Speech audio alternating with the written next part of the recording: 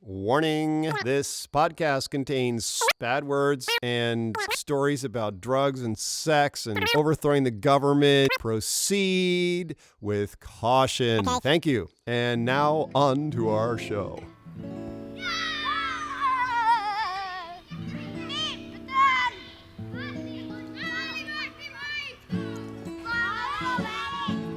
Wake up, brother, we got nothing to do. Let's go outside, just me and you, and build a fort. We'll pack a lunch, won't be home till after dark. Then after dinner we can sneak back out. You know that high school girl I've been telling you about? Well, she gets undressed about 8:45, and we can watch her do it from the big old pine next door. She got a room on the second floor. Well, looks like another fucked up day in paradise. There's my little synchronicity thing. Wow, wow, wow, wow. Goldfinger. Wow, wow. He's a man, the man with the Midas touch. Hey, so Dan Kelly, that's me, Shri Fuji Split. Daughter Godcast Season 4 choice, and this is episode 1111. Not much to see in this episode, but plenty to hear right here. I'll show up at the alpha and omega of this episode, bookmarking 2.5 hours of the first SheBox meeting on November 11th, 2019 with Melanie Jo and myself. We begin development of a visual language of the SheBox for the scene Buffalo Joe and the Box. This could be an ideal soundtrack for darning your socks or cleaning up the kitchen. Or you might just skip this episode altogether, unless process gets you very excited. Roll the audio.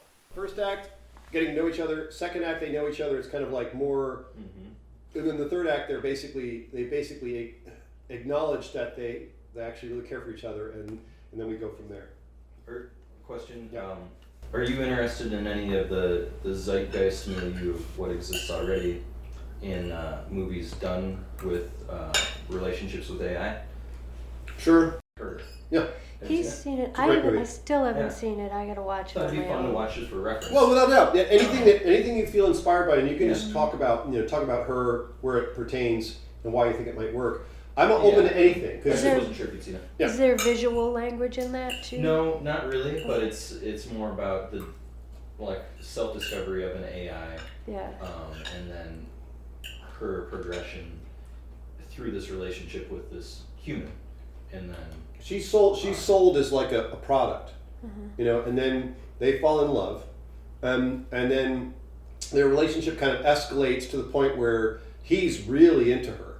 And then she transcends basically intelligence that is on human level. She goes way beyond human level intelligence, and she departs with a bunch of AIs for another distant galaxy or whatever. And so he has, it's like getting to know each other, equal footing, and then he's a little bit more into her almost But because she keeps learning because her she capacity is so goes vast. And goes way beyond him and leaves, and so he loses her. I thought of you in particular because of the Alan Watts injection of it.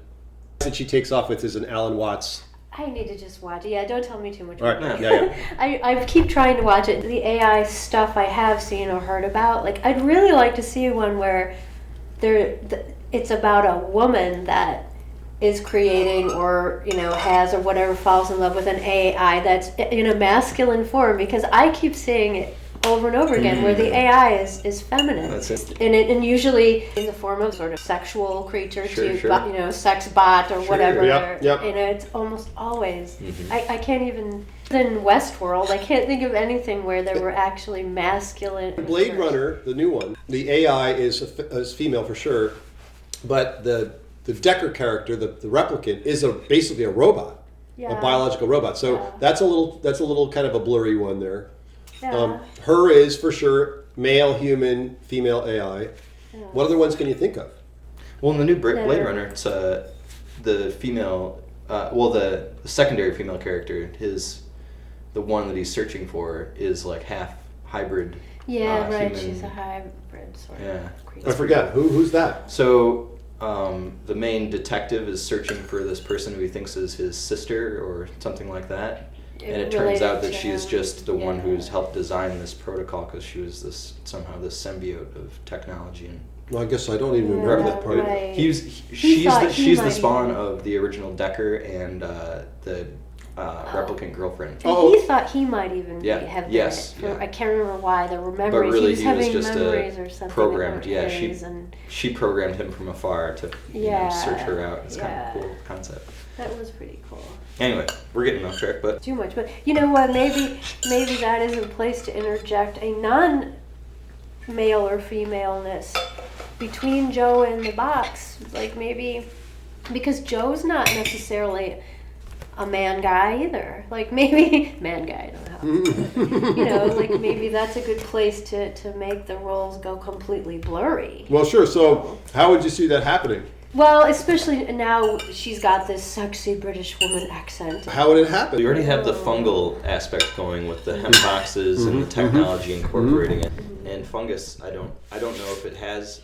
I know it doesn't Gender? have binary sexes. I think it might have a multitude, or maybe that's something else I'm thinking of, like coral. Or Well, I think their spores are divided into sort of male and female sexual okay. spores. Do you We'd think the have to spore- look that up. They have that kind of sort of sexual reproduction, but I guess There are elements of nature that have multiple. Okay, so Yeah. so we could certainly pursue the fungal aspect. That probably gives us some room to play around with. But Joe, people who are of the clique, they can be as old or as young as they want. They can be whatever gender they want to be. Yeah. You know, and they can fluidly change. It might take them a little while, but they can change. So that's the thing. Like you're right with Joe, he could be really anything, and he could be. He could be some hints or clues could be made to his past as a woman or as who knows what. And then again, the boxes are, she's speaking in a female voice, but maybe that's just because she recognizes Joe as a male now. He's incarnated as a male entity, and so I like this because it seems to me it would be subtle, but we could play with it. Well, it would be a cool way to play with it is if this box entity is universal. It's in all of the boxes, right? Yep. It's all the same. Yep. All the boxes are the cells of this giant Right. entity. So if the boxes interact with anyone else in the film, maybe they could change gender, which would be interesting. That's nice. That's nice. Yeah, based on how Well, they're reading the person. Well, the other thing too is that we have the ending scene where the way that Joe, I don't know if you've heard this yet, but I'll just tell it to you real quick. The way that Joe and the box get together to go and rescue Veronique is that Joe travels there to the hallucinogenic realm on this motorcycle, blah blah, and then he's there talking with Veronique, kind of getting her prepped for a big surprise, which will allow him to snatch her and take her out of there. And the big surprise is you can't really be seen by the outside world if you're in the hallucinogenic realm. You can see out of it, you can see the whole world, but the world can't see the world can't see you in the same way that you're seeing the world. Does that make any sense? Just taking it from the full, just the idea of Are you tripping. completely invisible, or are you? Pretty much. Okay. You're pretty much invisible, and that's the metaphor. Yeah. Okay. So there's actually a peasant woman, out wandering in the forest. You can see her, and she's doing her thing. And at one point, Veronique flies over to her and whispers in her ear, and then that peasant woman does something maybe slightly different. But the peasant woman never saw Veronique, never acknowledged that there was an interaction. So that's kind of showing you that the hallucinogenic realm has its own kind of properties. it has influence on this realm. Right, yeah, it has influence on this realm, especially if you're someone like Veronique who can leverage the way the two realms are set up, let's say. But so the thing we're trying to demonstrate or whatever, illustrate is that people outside the hallucinogenic realm are not able to see in. Right. Gotcha. So at some point, Uncle Buffalo Joe says, I have to look at the scene a long time, but whatever. He says some kind of thing like, you might be ready for a surprise or whatever. And then over the hill comes a giant box creature. A creature made out of thousands of boxes.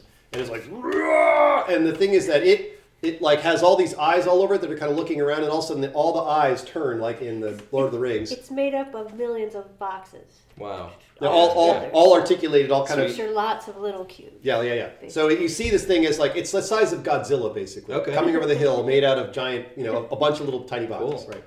And Is so it anamorphic or is it some other... it's roughly anamorphic. Okay. It's actually a person in a suit, just like Godzilla. Yeah, gotcha. Okay, and so there's all these eyes all over it, and the way that it indicates that it can see them, Joe and Veronique, is all the eyes come together into one eye, and they look right into the camera where they are.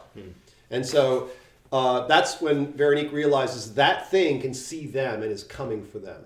And she freaks out and screams, and that's Joe's opportunity to grab her while she's surprised and pull her out of the hallucinogenic realm. So she needs to be surprised to... She needs to be knocked Thrown out. off guard. What's that? Thrown off guard. Thrown off guard, yeah.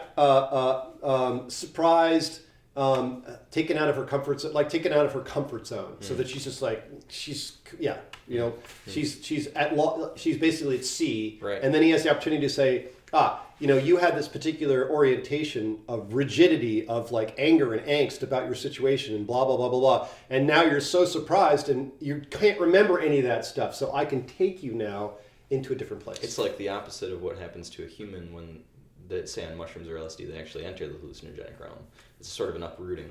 Kind of like in a that. way, like It's like an awakening. Like, what the fuck? Yeah, 'cause the world is way different now, and you have the ability to... Yep. Because she's trapped in the hallucinogenic realm. She can't exit it. Yeah. And so he's got to find a way to take her out of it. And the way that shows up is by catching her by surprise, which is hard to do for someone who's tripping, catch her by surprise.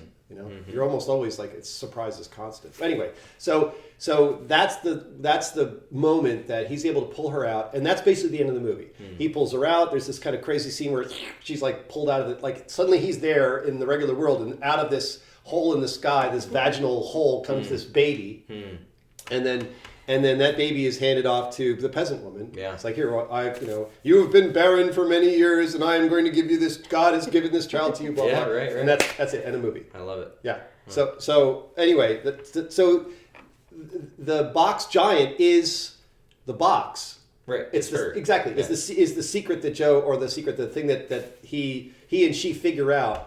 And we don't necessarily tell the audience that exactly that's going to happen. But there's a little scene where after he gets the magic motorcycle that he has yet to bury in the dirt, they're talking about the magnetic properties of the boxes and how when you need to stack them on the giant airships, because they're magnetic, they stack together really easily. You don't have to tie them down or anything.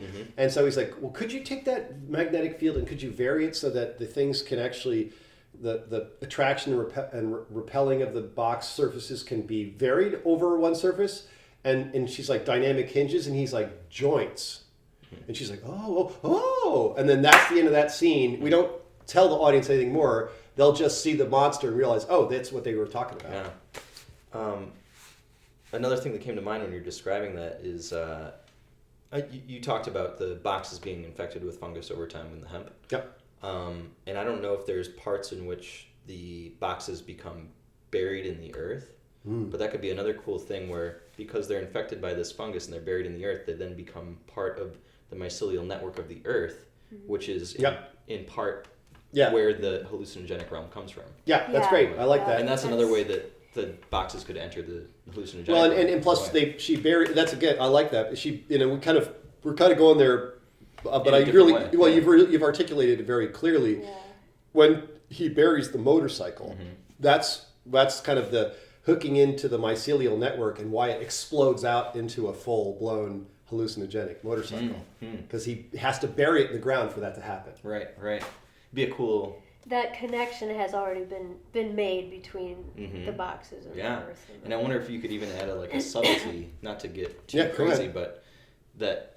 maybe she told him about this mechanism for burying the motorcycle, but really what he was doing was infecting the earth with this fungal technology that came off of him somehow. That you could almost have like some debris fall off of him, and she knew that would kind of happen. Well, what I like about this idea is there could be a scene where there might be some boxes that are half buried, and they're the ones that are actually receiving signals from the box proper, the Mediatronic ubiquity. They receive that, and then they also transfer it into the mycelium and take the mycelial signals. So they're actually they're the mycelial hub. Yeah, well, the Mediatronic ubiquity becomes the entire Earth. It's not just the boxes, but it's the Earth as well. That's the sequel, maybe. I like it. Yeah, I like that's a cool idea. This whole thing's reminding me of there's a deleted scene in the movie The Fountain. You ever see The Fountain? It's one of my I gotta watch it again. all-time favorite movies. Yeah, I gotta watch it again.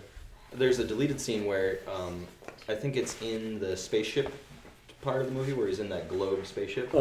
He actually procures mushrooms and eats them, like psilocybin mushrooms. Okay. And that's cut out of the movie, of course. But it's like wow, him like going to this next level. Okay, let me grab a sketch pad and we'll listen to some audio and just see what comes up. Unless there's anything else that's. I'm gonna write it down before I'm all tired. This is clearly wasn't. So I might have sent you guys that. I know I told Joe about it. I'm not sure if I told Melanie or maybe it's vice versa. But there's a website I found that's basically a website, a giant, like Wikipedia, but for for icons. Oh, okay. Yeah, and that's just an interesting thing because you can search like show me everything about death, and it brings up every symbol that is. Yeah, it's. What's the name of the website again? I forget. I have it on the. I think it's on Y.movie. There's a link to it, but I'll make sure I find that and give it to you guys. What's the date? It's the 11th, I think. Oh yeah, it's 11/11. 11/11. I had no idea. I love that you said that. Duh. Everybody knows that. Where am I back? It's also would be my grandmother's. It is my grandmother's birthday, Nice. so I remember that for that reason as well. Okay. Okay, There. so I gotta watch. I've got to watch her and The Fountain again. Okay, I'm gonna put this down here on website of icons. Cool. Have you seen any Ken Russell movies? Like The Lair of the White Worm would be the one in particular I'm thinking of. Lair of the White Worm. That sounds really familiar. You might have told me about it before, but I don't think I've think I've so. definitely not seen it. Because it came out in the late 80s, and I just rewatched it last night. It's been that long. Was good? And, it's funny. It's worth watching. Ken Russell? Yeah, that's Not the Kurt name Russell? of the director. No, it's the director. Okay. He's got that and a movie called Gothic, which is okay, not as good as I remember it. And then something called The Rainbow I haven't watched yet, but I'm thinking most of his stuff he made back then. But I was thinking about watching The Lair of the White Worm. I don't know, just elements of it reminded me of this movie. Oh, Not cool. in any any storyline kind of way, just more in The feel of it? the scenes of the from the boat especially, and just Okay. and the trippiness here and there, and yeah, you might want to give it a watch. Okay. No, it's and it's like comedic, but serious, but comedic. But yeah, Hugh Grant's in it. It's like one of his first movies. No way. Wow. It's Cool. before he was famous. Yeah, and yeah. That's kind of funny. I like Hugh Grant. I think he's a really interesting actor. Yeah. So just a little preface here. There's a bit of a, I won't even say a caveat. It's a very minor thing. So Act 1 of, I reshot it. Act 1 of the scene is pretty much a given. It's good. It's solid visually, and I think we've got that in the can. Act 2, it got bright, and I may have to stitch together that and several other days of production to make that work. But I think we'll probably be fine. I'm going to reshoot 3 because it doesn't make sense. I'm pretty sure. Let me just run this by you because you know what I'm talking about. Mm-hmm. They have the 20 questions. Then they get more deeper into the story. And then they go and they have their frolic and their rant. It kind of doesn't make a lot of sense that they would be exactly back in the same place for Act 3. Yeah, they don't have to. Exactly. Right. So my thought is that even though I have them exactly back in the same place, maybe we need to reshoot that in a slightly different location. Yeah. Hey, I'll call you back in a little bit. I'm right in the middle of a meeting. No, don't be sorry. I want to talk to you. I'll talk to you later. Bye-bye. Can be The other member of the art department you guys got to meet. So, but how will you deal with the fact that the environment has changed Radically very changed. much? Well, here's the thing. A What's cool lot. about pine trees is that they don't change much, and behind them are all those pine trees. Oh, so you're thinking they go up? Yeah, so they could basically just, he could be carrying her, and they can be talking, chatting through pine trees, blah blah, and even there could even be a little bit of snow. It's okay, because whatever. But the main thing is that if it's shot in the pine trees or around the pine trees, we can get away with continuity. I think. I don't know. The snow bit, I'm not so sure about the snow. Well, whatever. We're supposed to have a melt next week. Are we? Yeah. It's supposed to be warm and, Okay. 40s and raining. So if that's 40s and raining, we're good. And you'll probably still have some color laying around. A little up bit. there. I still want to shoot the scene on the concrete, and, hopefully I can make that fly as the scene before Joe and... But there's pines again in that, so we could be okay. That We would could be make okay. it more- Is there anything? What in particular are you altering for the Act 3? Well, Act 3 is just that they're in a slightly different location because, again, they played That's what around. you want. It just kind of doesn't make sense to have Act 1, Act 2, then a break where they play around and do fun things, and then they're exactly back in the same location for Act 3. It's kind of like, I didn't think that through very well, but it's okay. Wouldn't have anything to do with the motorcycle where it's buried or anything. No, because he hands it. He takes it out of the box and is physically holding it, so he can put bury it anywhere. Ah, okay. Yeah. It was a little handheld motorcycle. Right. Oh, it's Not great. a big one. No, well, that's the seed. That's the seed that he It's plants like- in the ground, and it like- becomes. The little sponge things you get, and then Yeah. you put them in the water, and they turn into a dinosaur. And we're totally going to get this Kinda gives like me an that. opportunity to totally steal from American Astronaut, so he can plant in the ground, stand back, and then a big fucking thing of dirt gouts up over him. That's all he sees. He's standing there, and then dirt goes like that. Yeah, it's like I was totally stealing that from American Astronaut. Nice. Okay, so you ready? We'll listen to some stuff. Can I just ask Yeah. you really, why I never found out why all our footage didn't work? Okay, well, it was. I'm going to remember. There's several reasons. It was. There was some stuff where I was really out of the frame, and so it looks jarring. But mostly, there was a problem that I was responsible for, and I'm kind of forgetting what it was now. I'm 100 miles from that though. But let me think about it, or we'll look at it later, or I'll look. Oh yeah, that's what went wrong. It was something that I was just like, oh, I didn't even think about that kind of a thing. So, but yeah, some of it was a little bit was. You have to realize, I'm just gonna put it out there. When I've been with you all day doing something like that, and then I have no idea why none of it worked, I get a little It's like. not you. A little piece of Worried? it. A little piece of it was when I should have communicated really clearly about being in the frame and what I wanted, and that's.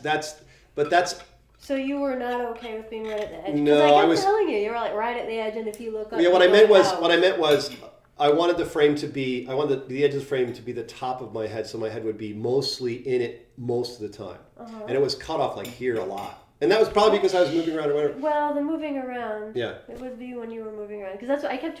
I just wanted to make sure that I'm able to communicate with you clearly about things, because I thought I was letting you know that, Yeah. but apparently I wasn't. It's totally cool. It's not, again, this is great because that's exactly the way I feel too, is you and I are going to get really good at communication. And it's just practice. We're just going to get better at it. That's all. Okay, so my thought is we'll just listen to this and just say stop when you want to say something, and we'll stop it. And let's go here and here. Yeah, but don't fret about that because there was a major chunk of thing that was, whatever. I can't remember what it is right now, but there was something that was like, Well, the fretting was the fucked it up. not knowing. I know, I get it. I'm just saying, I fucked up somewhere in there. Let's do this. This is just like kind of I don't know, it's an idea. Yeah. Have you thought about font much with the boxes? Very good. And Yep, exactly. whether you're going to alter the font based on what she's trying to do. Yes. We can alter the font based on what she's saying, and It could be really fun. oh, absolutely. Basically, there is no, aside from the fact there's no color, there really is nothing that is not allowed. Okay? What thing that you could play with that has nothing to do with color but could alter the visual of it is opacity. We are going to have to pretty much stick with strong black and white. We can fade in, fade out if that's part of the communication, but by and large, it has to be strong black and strong white because of the way it actually in the composition, the visual effects, After Effects part of it, the way it blends with the box, it has to be strong in order to see it. in order for it to be consistent and work well. Okay. If we vary the opacity of something as part of the communication, it might get problematic. Things can definitely fade in and out. You know what I'm saying? Yeah. I was just thinking that problematicness could be part of the technique that she's using in a way, the way subliminals work. Like you can almost have Easter eggs in there where you have very light things kind of going on in the boxes alongside the text that are, not really meant to be like Well, They're liminally. not said out loud. Yeah, they're kind of suggestive. They're I like there, that. said out That's loud. cool. You Yeah. have to be Kind of a- reading to actually catch them. Yeah. I'm just gonna put. Okay, that's fine. Yeah, if I don't know. you If feel like an idea no, comes go, up- that's great. I love it. Like subliminal. And the other thing too is not only could things be slightly faded, let's imagine, but they could also go on the screen like that. Yeah. Like So speed is a thing. yeah, speed can be a thing too. They can just come in and go ahead. Kind of like Fight Club. They did that with the interjection of. I was just thinking clips. the same. That's Yeah, exactly what I was thinking about. Yeah. Was the Fight Club scene? I wasn't gonna say it. I was like, oh, he's probably not gonna know that. But well, I also had this kind. This is probably totally dorky, but I was thinking of Eddie Izzard and how he launches into like French and stuff during his bits. Like, what Totally. if there was like this? Like, it could be really short, but where they, it's almost like telling a joke or something where they slip into another language for a second, and then they're like, and then they comes back. Yeah. I mean, it's I like dorky, it. Well, but- it could be that also that so the dialogue is pretty much fixed as far as the audio goes. It's just going to be too much trouble to redo anything that way. But Yeah. we can certainly do things visually that complement the audio. And like you say, it could be like she's saying something in English, but it shows up in French and In Russian and French, Chinese. yeah. And And subliminals wouldn't be audio anyways. They'd be intending to portray something easier through using multiple techniques. exactly. Yeah. And also, if we find some people like there's I can't remember her name right now, but the French translator who I found in Canada who was doing a really good job translating the blog into French for Cannes. Cool. She has a poetic sense. My sister-in-law, who's pretty literate with French, read her translation. Like, yeah, they're actually pretty good. They're kind of close to what you're trying to do. So if we could find like someone who could speak Urdu, we do know, and someone who can speak Chinese and English really well, then we could do some subtle things that only people who speak those languages will even get. Right. Yeah. So it's really about finding those people out there who might be like, oh yeah, I can do something with that. I was just thinking about my cousin from Nigeria too. Mm-hmm. Yeah. Where's Urdu? Urdu is Pakistan and Oh, India. Okay. Yeah. I should know that, but I don't. I had this is a quick aside. I know I'm not really allowed to do this, but I had one pretty crazy idea, but two pretty decent ideas for movies based on meeting her. Wow. Cool. Yeah. And I talked to her about one, and we were both like, that would be really dangerous to make that one. So she's gonna go talk to her parents about it, see what they say. About what? About the social ramifications. the movie idea, yeah, because it's a huge. What's dangerous about it? Is the social ramifications? Or It's just the technicality of it? I'll give you should I give you the very quick, Elevator pitch. Here it goes. Do it. Elevator pitch. So there's a book called Behold the Man, and it's a science fiction story written by Michael Moorcock about a guy who goes back in a time machine to find the historical Christ. And he goes back, he's a scholar of Christ, he's a scholar of Christianity, but he's fallen away from the religion. He goes back in time, looks around for Christ, cannot fucking find him. He goes everywhere. He sees everybody else, John the Baptist and whatever, but there's no Christ. And so he starts like going, have you heard of these teachings? A man wandering who says these things. And he would like, give Christ's teachings to people. I don't recognize that, but that's pretty cool, blah, blah. And Let's suddenly see he where it's realizes he's Christ. So it's a flip. We talked a lot about the politics of Islam and how basically there's weaponized Islam that's been created by, like, say, Saudi Arabia. They've created a weaponized Islam to keep their people under control. So I'm like, what if a Saudi prince in this movie is like, they have tons of money. So they have all these sort of dark science projects. They have a time machine. And the Saudi prince is kind of in charge of this time machine project.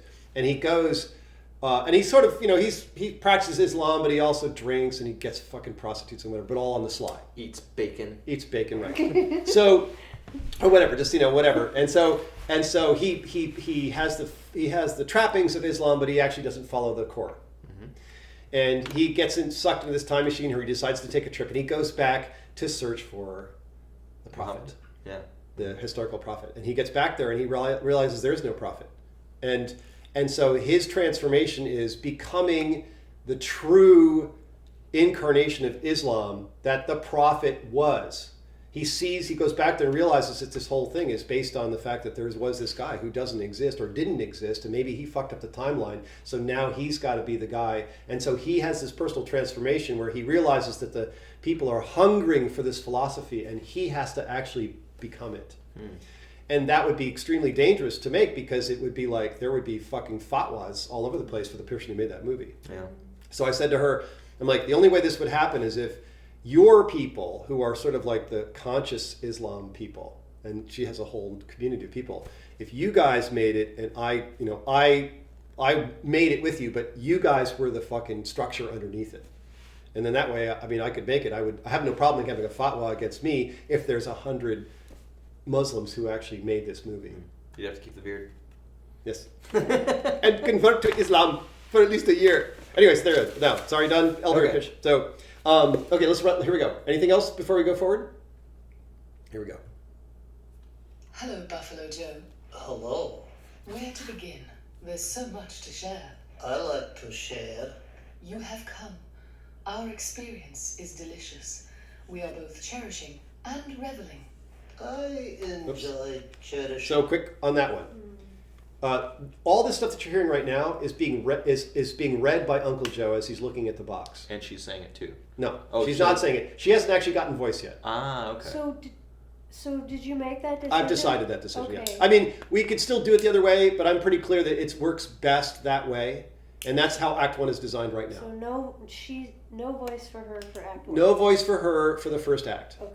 And it's him, he'll basically be like looking over and reading her text and then leaning back and going blah, blah, blah, and then reading her text and then having his reply. Okay? Mm-hmm. And then I can give you audio of that, so that makes more sense. Yeah. Okay. And this is also going to be fun, because this is where our powers of design and visualization are going to really kick in, because he's reading this text, but there's also this little comic book side of the box that's showing visuals of what he's actually, Right. Yeah. Should these visuals Yeah. be still, like, say, looking at Joe's T-shirt, or Okay, now here's Animated. I want to answer that question. Okay, and here's the answer. It depends on how much you guys want to learn After Effects. Because if we say, oh, we want to animate this and blah blah, that's me who's doing that. But if you guys have some rudimentary After Effects knowledge, then you can actually make the animations and then present the final thing. So the animations will have to be limited to something really reasonable, unless you guys are going to bite into After Effects. And if you decide to bite into After Effects, I will set you guys up with what you need to run After Effects. Right. I would buy, you can get 30 days for free, but then I would buy licenses for you guys, and that would be that. And all I can say, I kind of gave Melanie the sales pitch on this, but After Effects, you don't have to get into the vast fucking universe that is After Effects to do what we want to do. You would need some animation skills, but it's stuff that could be learned not without too much trouble. You already know how to do stuff in Illustrator and Photoshop. Yeah. So a lot of what you do in After Effects is vector based. Yep. There's a whole nother vector. You can bring in stuff from Illustrator, but you can also build stuff, same idea, Bezier curves and whatever in After Effects. Go ahead. I was going to say, and it would be a cool skill to have as we go down the road anyway, because there'll be more things that you can offer, and your whole artistic, all I can say is just from my own experience, your whole artistic experience will be transformed if you learn that basic animation stuff. Yeah. All Cool. right. What I was going to say might be kind of cool in that the storyline, Act 1, Act 2, Act 3. In Act 1, what we're learning now is that hasn't learned voice yet, so she's evolving. She has a voice, but she's not. She wants to get to know Joe a little bit better before she reveals her voice. Ah, okay. Yeah, she has a voice, and the voice is after he goes to Act 1, and then she's like he wins, and she's like, you win, and he's like, oh, is there a prize? Usually when you win something, there's a prize, and she's like, well, the prize is something that will benefit us mutually. Give me a voice, Joe. Help me to speak. And he's like, I don't know how to do that. Mediatronics doesn't have enough power to vibrate the hemp board and make sound. And she's like, open me up, inside the cell. And he reaches in and he pulls out a crank Victrola and cranks that up, and that's her voice. What? And he's like, Oh, How's it interface with the box? it basically Magic. what's that? Well, Matt, what happened is you see this Victrola in Jerry's cabin. And that's where the boxes come to life. There's and Jerry has all these things. They're props that Melanie built. There's all these things that Jerry was experimenting with, ancient technology, new technology, blah blah. He was trying to figure out stuff, and on his way to finding a way to infect the boxes with fungus. Before he did the fungus thing, he was trying all sorts of other weird technologies, dead birds and whatever. Right. And so this Victrola is in his place. And so what we basically find out is that she has recreated that Victrola as a way to speak. Just a cool image that comes to mind. That might be cool to get a close-up shot of is if you could find some old 45s or 78s and inoculate them with some mold and shoot some close-ups, you could show how that transformation would happen. That's a cool idea. I like that. Yeah, cool. I mean, it could even be, we have shots of the record spinning on the table, but those are just reference shots. Once we go into the prop area and start propping these things and adding VFX, we can make the fucking Victrola do anything we want to visually. Yeah. So the cool thing is that mold is three-dimensional, and the ridges on the close-up of a 78 or a 45 are three-dimensional. You ever see like a very cool, like you ever have high-intensity camera on the grooves? It shows like how it undulates. Well, yeah, and so like for instance, like you could basically be looking at a regular record with some discoloration, but what she could do on the box surface is have like an electron microscope zoom in, like it's like here's the record, here's and you go and suddenly you see like the mold spores and the needle is going over like mold spores. But it's like the point is that the illustrations we're doing could be straight up black and white photographs of like an electron microscope, image. Yeah, or not even just like you wouldn't have to do it graphically. I think you could just do it with a camera. You could put mold on a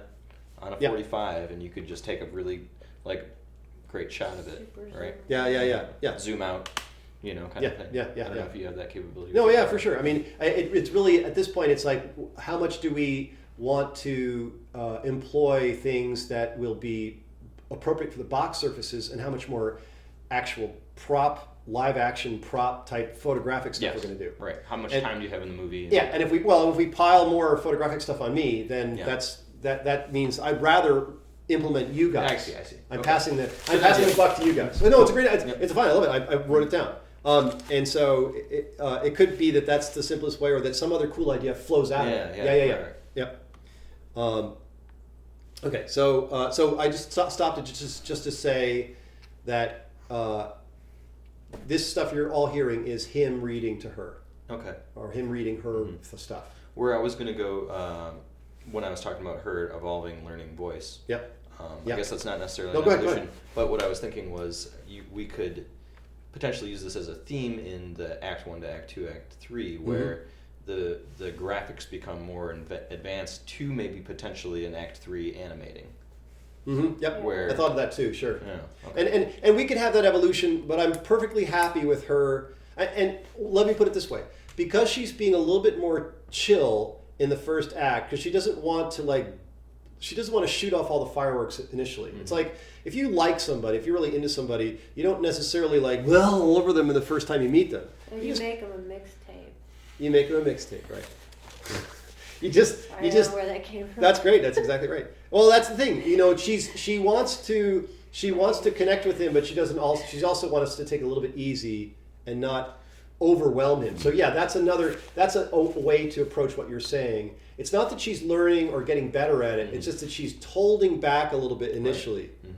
So do you see that as the initial imagery being more simple and maybe coming more slowly, and then it sort of builds up so that there's more imagery coming faster? I would say that or even if it doesn't animate, it could just be more beautiful artwork or more different. Or more snide, more funny, more ridiculous. She's letting more of herself out. Comfortable. That's kind of a cool idea. Yeah, okay. That's more of what I'm thinking about. Is that as things go on, she's letting herself out more, and so it gets she's fucking wild and kooky and exciting. So it sort of starts out, sort of like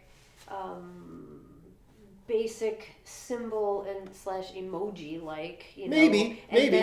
But it evolves into more abstract As feeling related. well, yeah, symbols. it could be however you want to go with it. It whatever seems to be appropriate for the evolution of the scene, and you know, because at first it's not like she's going to censor herself, but she just maybe is going to be a little bit more laid back, Conservative. maybe a little bit more conservative in her imagery and her communication.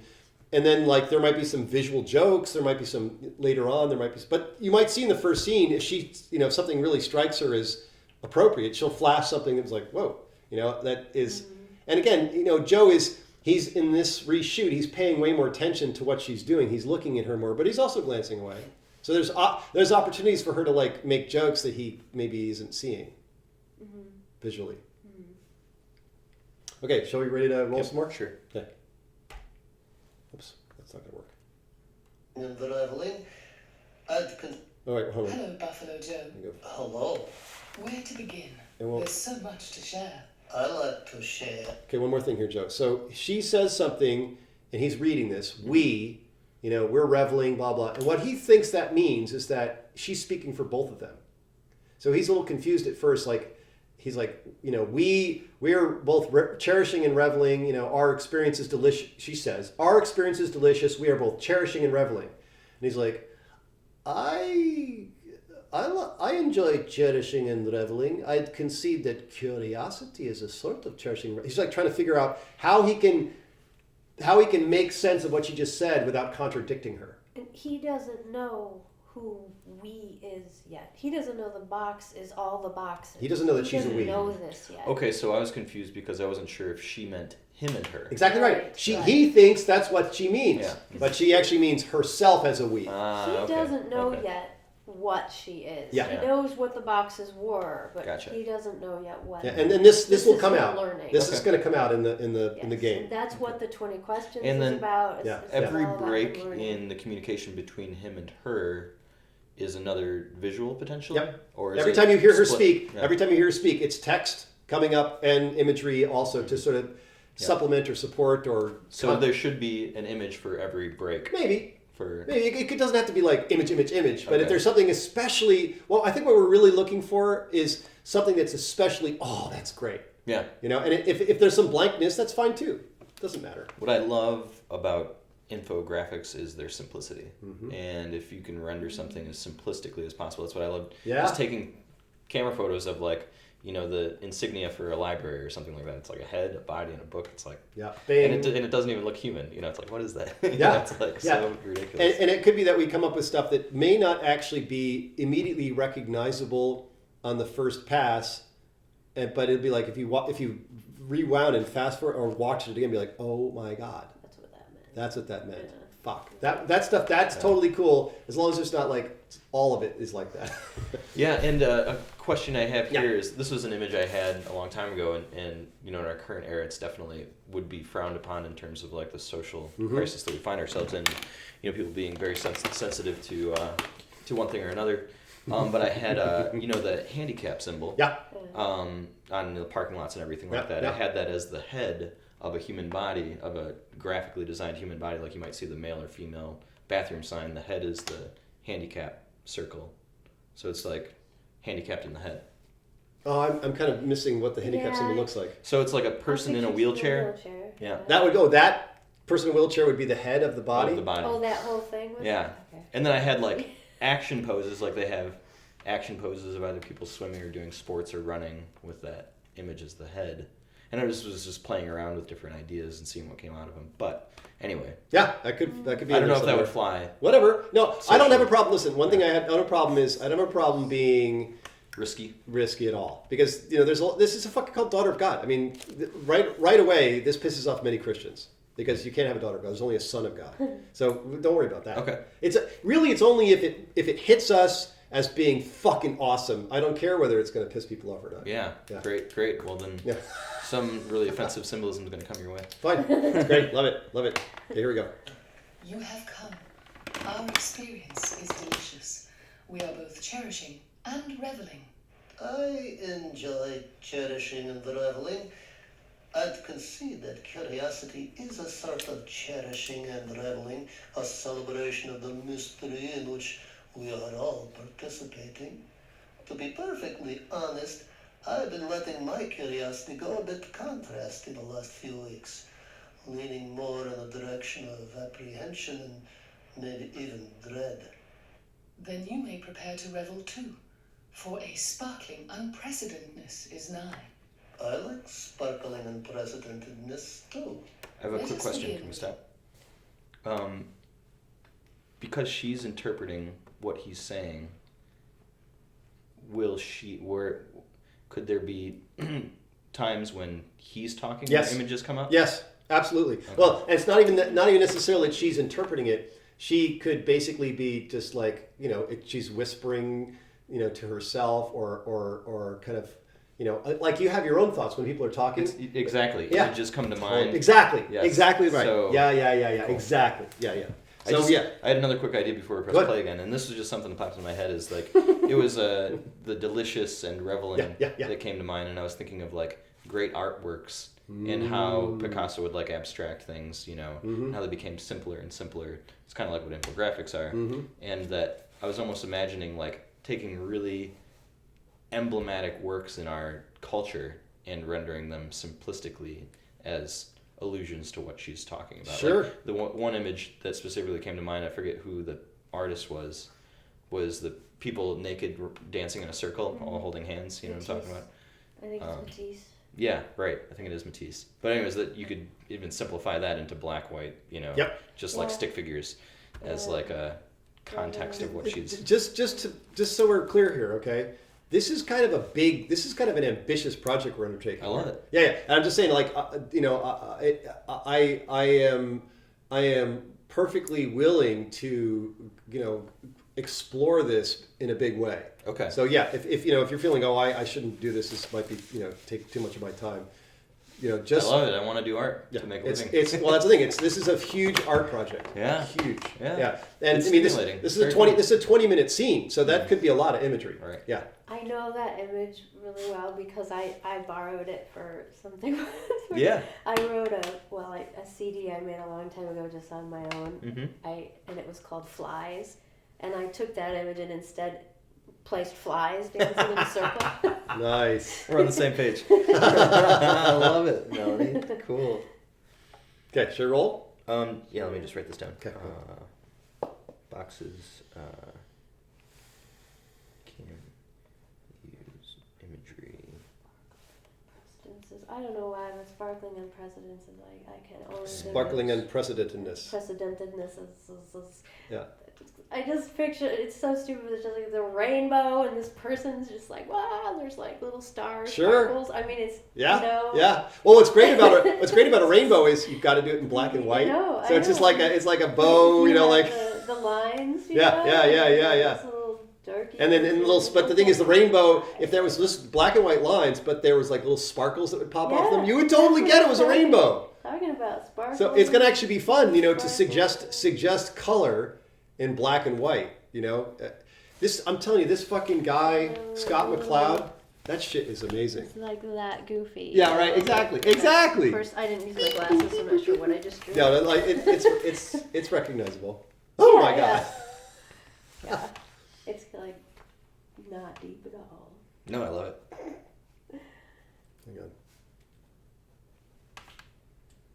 Well, and what that reminds me of is that's such a playful illustration that I wonder if there's any way to play between, the ultra bureaucratic way that infographics are portrayed, like on a lot of signage, versus something that's more like an illustration. Well, basically that's the thing. We want to find, and I think we want to find a language that not necessarily is consistent in the sense that it's always looking the same kind of style, Right. but that the way that she uses imagery has it feels like a coherent voice. Well, and and that means she can range over a wide variety of styles, but somehow it's still coherent. Well, what's cool about it as a playful option is that similar to what we were talking about with font style, is that based on what she's saying, the style changes. Yep.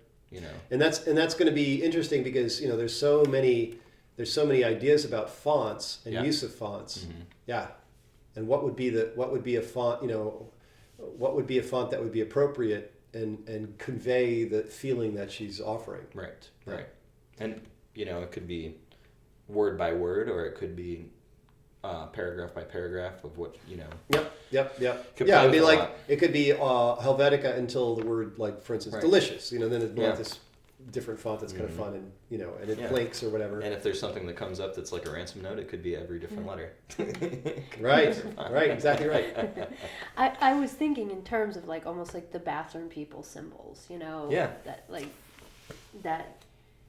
Is that when you're saying infographics? Yeah, that's is what that it what means. you're talking about? Yeah, I'm talking about Iconic. Signage. It is iconic, but it's not religious iconic. It's so it's like instruction manual, or you look on the side of a lawnmower and you see the fingers getting cut off. It's just like three black fingers and two of them are separated or something like that. Okay. It's very like, the idea is that you don't have to speak the language anyone to could understand the recognize graphic. that and know Yes, what's going and it's like similar to people swimming out in a tidal wave, or the infographics for There's a for great riptides, in Yellowstone, in the campgrounds, there's signs with a bison, like with the horns doing this, and a man flying through Yes, the air. right.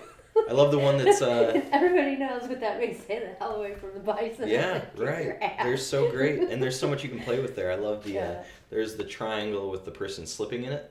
That's like your wet, like yellow placard that people set Well, up for wet floors. A lot of the You turn it sideways, the guy looks like he's running and playing. It's like, it's so cool. See, the ones in Canada are funny. We had to figure those out. Some of them look like they're on the side of the road, but like there's a thing hovering over a truck, and it looks like a UFO is beaming up a car, but it has something to do with the way that the lights they spy on you or something. You're under Traffic. surveillance, right? There's. Yeah. It You're- wasn't you're- always super clear to someone who wasn't used to seeing them. And Making some up of the- our own ideas about what they meant. Yeah, and I've seen some in other cultures. Just like, I don't really know what that means. I don't understand. Yeah, that's a cultural thing that is interesting. And again, it might be that if again, depending on how much we play around with this, it might be that we use a cultural one that has this sort of ambiguous sort of feel to it, but because of what they're saying, it's just like, oh yeah, that's perfect. I want to just bring this up real quick. Hang on, where is it? Down here. Is this it? Yeah. So just bringing this up for a second. Let's make it big. So I try to do some These of are that. great, yeah. I try to do some of that with the boxes, because these are actually the things that show what the boxes contain. Okay. Sorry. It's a funny Right. look for you there. So these are probably Distracted. these are man-made infographics that Yep. are used in the relief effort. But she can also drop on any of those. Yes, Right. Because basically all human information is at her disposal. So, but I actually try to do that idea of like, okay, well, what would be the easiest way to get across to someone who doesn't read English or Chinese what's in that fucking thing? Right. And it's pretty, for the most part, it works out pretty well. Yeah. I think it's pretty good. But that's exactly what we're talking about. And so she would be very comfortable with this language because it's already It's all over the boxes everywhere. Anyway, Right. yeah. Mhm. And again, it's this such a one? wide variety of things. What's this one? What? Which one? Down at the bottom. hand. Oh, that's a resistance fighter manual. Oh, okay. So if you're the oppressive government that's trying to form, you can fucking fight it. I see. Yeah. And this is like AI companion. It's it's like the iconic little weird cartoon robot. Nice. Yeah. So anyway, what we're talking about I don't necessarily need to do only infographics, but it can definitely be something in her language that we can pull on. Yeah. Right. Okay. Yep. Cool. All right. So back to just listening. just listening. Here we go. The dominant culture. Oh, has shut up! been No, stop! Undermined by an unsustainable. All right. Yeah. Shut up. Okay. Here we go. Inquiry into your preferences for extrapolation. We can offer riddles, display archival surveillance footage with comments, or perhaps you prefer the skinny straight up. We haven't met, have we? You gonna say something? I just can't hear skinny straight up. Every time I hear it, I It bothers you? say I picture a heart on. I just Well, that Oh, can be- good, perfect then. That can be the visual. That's great, yeah. it could be, sure, yeah. I mean, The but that skinny every mushroom, single straight up. time- Yeah, A a mushroom. tall, skinny mushroom. Yeah. Every Or a mushroom that goes. time you said it when we were trying to film it. You're every time you said it, I pictured a heart on. Well, Melanie, we have to remember Maybe that. she's dropping hints. Well, no, we have to remember who you are Could too. be. Well, only in that I'm willing to admit it. No, I'm just saying. I think that's. I thought of it too. Yeah, Oh, did there you? you go. Skinny straight Oh, up. yeah. The skinny straight up. All right. Well, let's just move along. Because Here. it's a funny, it's an odd thing for her to say that, I think, in the first place, Yeah. unless she's playing. Well, she is playing. I mean, and that's the thing. You know, she also has some awareness of who he is to some degree. She's not completely, because she got to watch him going to the other mothers, so she understands something about him, and so she will speak a little bit like he does. You know, and because later on he says, "Just give me the skinny, however you like." Okay. Okay. Yeah. And guess The what? butt. I just made that up just now, but it makes perfect sense, doesn't it? Does it? Does. Yeah.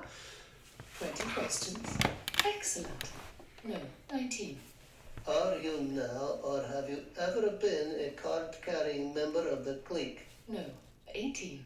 Well, okay. So not clique, and yet you control the mediatronic ubiquity. Aside from the extra-dimensional tourists, and I know pretty much all of those, who else could wield such power? This is fun. You'll never in a million years guess. Hey, who said anything about taunting? Which end of the stick are you grabbing? Thinking out loud over here. The skinny end. So, we've never met. You're not of the clique, nor are you some tentacled horror from the trippy realms. You're clearly virtuosic and kind of trickstery. We are expressing appreciation for such acute perception. Celebrating. Wait a minute. Your use of the pronoun we. Next question. We. Does your use of we refer to you and me? No, 17. Ah, so you are a we. That's interesting. We are not amused. Seems a bit grandiose, wouldn't you say? Is that another question? What? Are you asking if we are of the opinion that our character is grandiose? I sense a hint in there somewhere. You think? Taunting.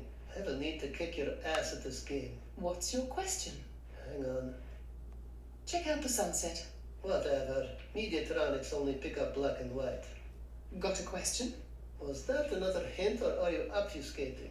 Mediatronics receive a wide swath of the electromagnetic spectrum, not only gathering light visible to humans via monochrome nanocameras. So, we were hinting or obfuscating. Were we hinting or obfuscating? Yes, that's what she should have said. Mm-hmm. Right. Yes. 16. Fabulous. Okay. Now we're getting somewhere. Are you using we in the sense of the royal we, the majestic plural? The origins of the majestic plural are obscure. You might be asking if plurality implies being in accord with the divine or speaking for subjects under a dominion. Please ask a more specific question. Try this instead. Are there more than one of you? Yes and no. Still 16.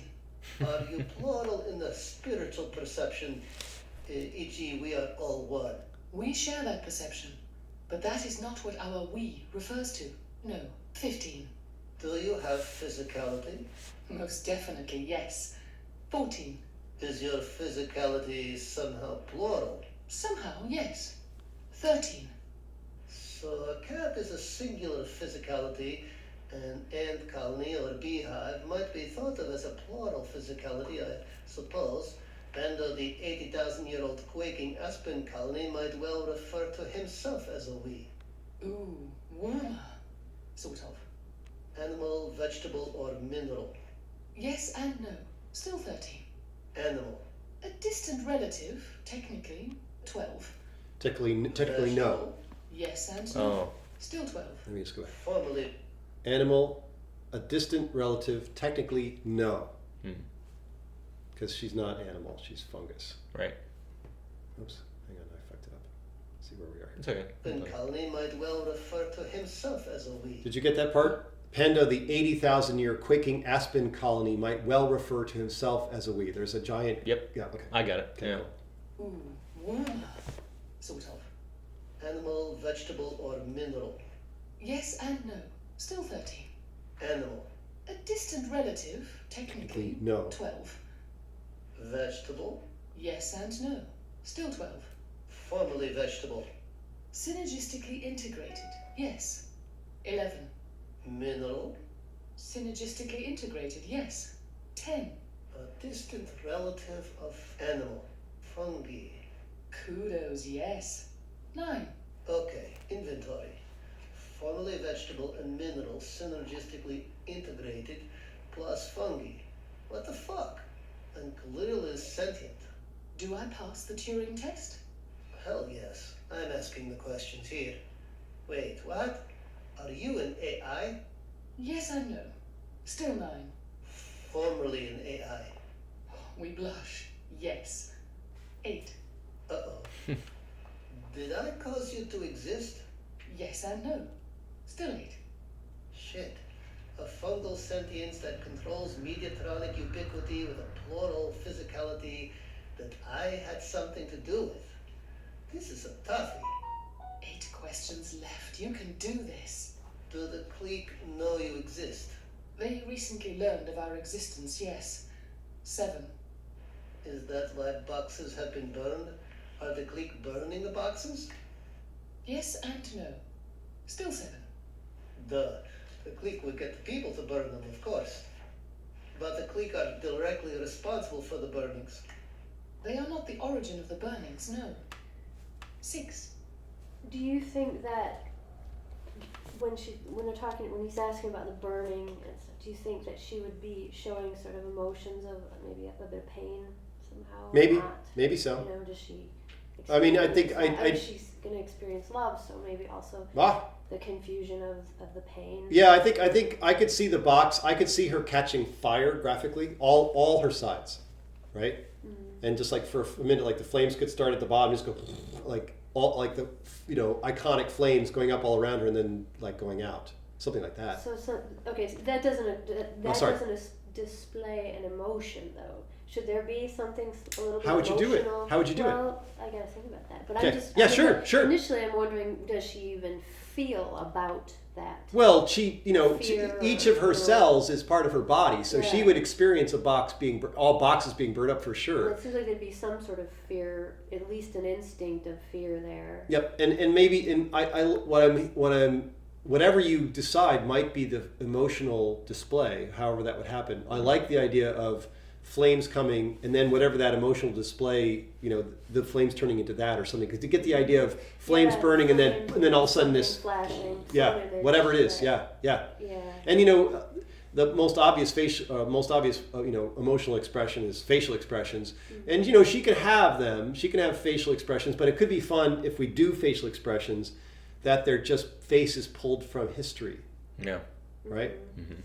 That would be kind of a fun way to do it. Well, the scream, art again, yeah. The flames, and then quick flash of the graphic, like Sure. the scream. Right, or the guy, showing terror. or the Vietnam, the scene in Vietnam where they're putting the gun up that guy's head in that shot. Yeah. Anyway, there's lots of things like really horrific things we could show that'd be like, oh wow. Well, and she's also playing a game with him right now. Yes, they're playing a game. Yes. So how much does she want to hint with images?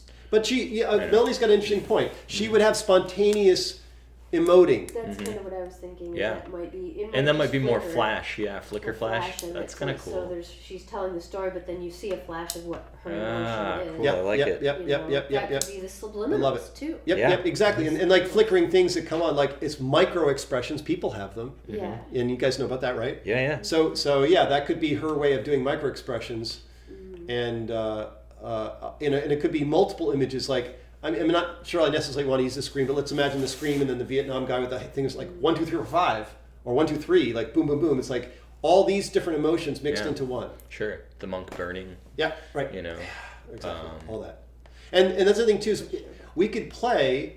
One of the things that was, again, learning a little bit more about After Effects. Let's say we got the monk burning, image. And if we put a filter through it, make it black and white, and then played with the filter, we could actually maybe bring that exact footage in and have it be recognizable, but it's just black and white. Yep. Yeah. So that's just another one of those. Book burning would be another one. Really great. Yeah. Cardboard. Exactly. Yeah. And it might be that those become, we might do it. We might do it as the if the movie itself of that book burning whatever isn't quite right, we could then cartoonize it, just redo it. Sure. Yeah. Mm-hmm. Or make it simply graphic. Yeah, exactly. Just like here's an open book with fire coming out of it. Yep. Mm-hmm. Cool. Mm-hmm. More? Yeah. Holy smokes, this is some game. What other players are on the board? The burning box and the daughter of God are twins. Duality, pairs of opposites. Is that an evil twin? Come on, that's not a real question. There's no such thing as evil. Shorthand. Are the twins in opposition? We'd say so, yes. 5. Okay, let's call them yin and yang. Is the yang twin burning the boxes? Yes. 4. Do you know the twins? Wait, hold up. Do you know the yang twin? We have never communed with her as we are communing with you, no. 3. Do you know the yin twin? Very well, yes. 2. Does she want me to find her? She does, very much, yes. 1. Are you helping her to find me? That question doesn't really pass. Still 1.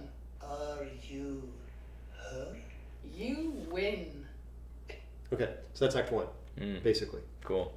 And the dialogue has been slightly changed. Both her and I are saying slightly different things. It's 95% what it is now. Gotcha. What you just heard. Mm-hmm. And I'll repost for you guys the dialogue as it exists now in audio. Yeah. Okay. Yeah. Cool. Because the Act 1 is just him reading the whole thing. Yeah. Right. Okay. Yeah, you can either email me the text or the Yep. I'll send you link. the audio file. Mm-hmm. Yeah. Okay, so that's 1. Sweet. Yeah. Yeah, lots of potential ideas. I'd have to listen to it. 20 more times. Yeah. That's the idea. You guys gotta. My piece. Yeah, you guys got to own this and have it at your at your fingertips for sure. Mm-hmm. Yeah. Okay. Anything else before we run through Act 2? This in real life so far it edits at about, what did I say? I think I sent it to you, but it's like You told me 19 minutes, but I didn't know if that was the entire thing. it's 19. The way Act 1 is running 19 minutes right now, so it's 20 minutes, and it is basically 2 shots right now. It's him with the box, right? Box is in the foreground and he's in the background, and it's a smaller chunk of the box the way I framed it this time. Mm-hmm. Then there's another shot where it's sideways, him, and a very clear, complete shot of the box as a whole unit.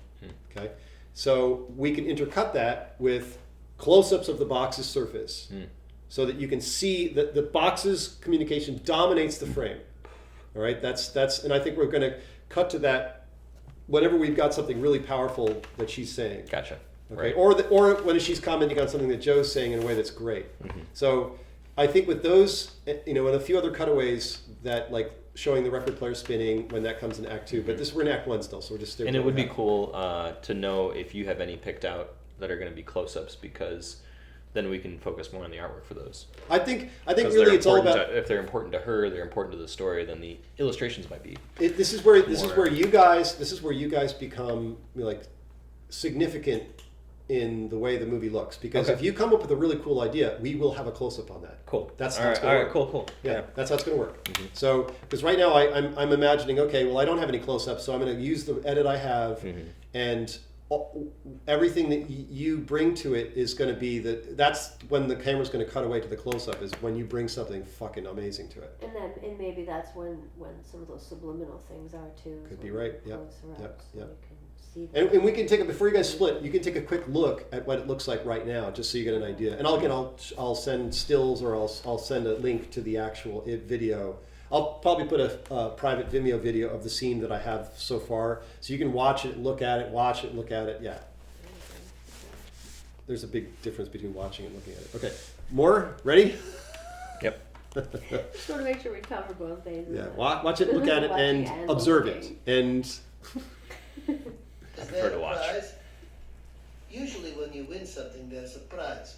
No, wait. There's two versions of this, and we're just going to try and skip the second version because the second version no longer is relevant because it's him having heard her voice already. Okay.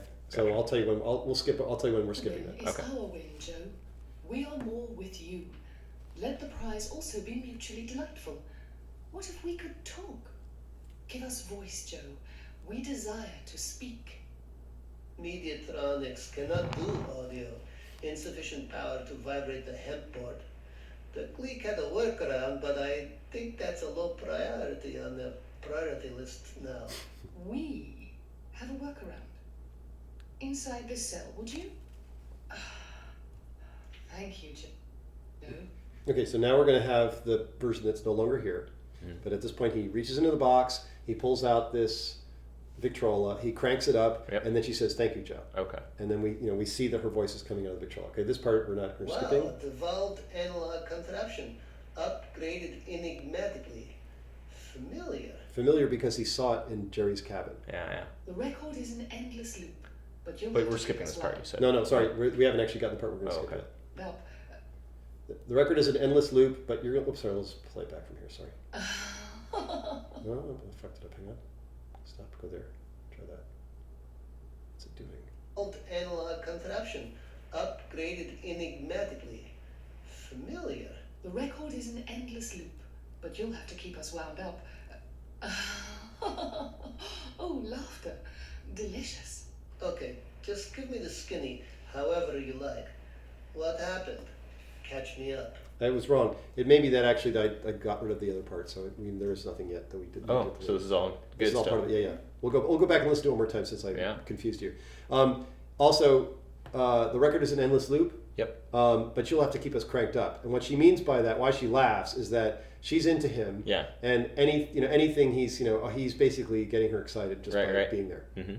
She's like hitting on him a little bit. Yeah. And it's kind of like even just the very fact that this is what she's given him to communicate something he has to crank. Like that's totally like she doesn't have to do that. Well, She doesn't have to have a crank up. Maybe, thing, yeah. right? She might have figured out a different way to do it. That's true. But first of all, this is the way I would, if I'm thinking for her, I would say this. It was in Jerry's cabin, and so because it was in Jerry's cabin, she already has a prototype thing that she knows will make noise. Yeah. That she can interface with. Mm-hmm. And so there's that nostalgic thing. Yeah. Because that's what she has left of Jerry, her father, right? Is this record player. But also, you're right. It has that. So reason now number we're two. getting very Freudian. No, it's all right. It has this hilarious thing. And when Joe cranks this up, he does sort of like, you see him from the side, right? And the box is in front of him, so you can't really see him. He's going like, like he's fucking this It's really thing. hard for me to sit there and watch. I know, yeah. And so there is this thing like, he starts cranking, then he gets really into it with his whole body. And so, okay? Yeah. So it's a very playful thing, and both people, both entities are playing with it. Sure. Yeah. Okay, so let's see. I'm gonna go back a little bit. We'll just go through, because I'm pretty sure that maybe I didn't put the second part in. If it does come up, I'll tell you. Skip it. But you'll have to keep us wound up. Oh, laughter. Delicious. Okay, just give me the skinny, however you like. What happened? Catch me up. Starting when? There are several chapters. How did you come to be? Recall the mates for the mothers, specifically Jerry, who you found for Christina. Jerry, quite a gifted sleeper, a puzzle solver. His research annoyed the clique, so they amped up his contrast, made him sick. He still had plenty enough mojo for knocking up Christina. Weeks before Christina arrived, he had been attempting to hack the Mediatronic ubiquity, the boxes. So as she is giving the back story to him of how this happened, should a lot of the imagery perhaps be the flashbacks? It could be. It could be some of it. We can certainly. Here's the thing we can certainly pull from the surveillance footage, but that's not your.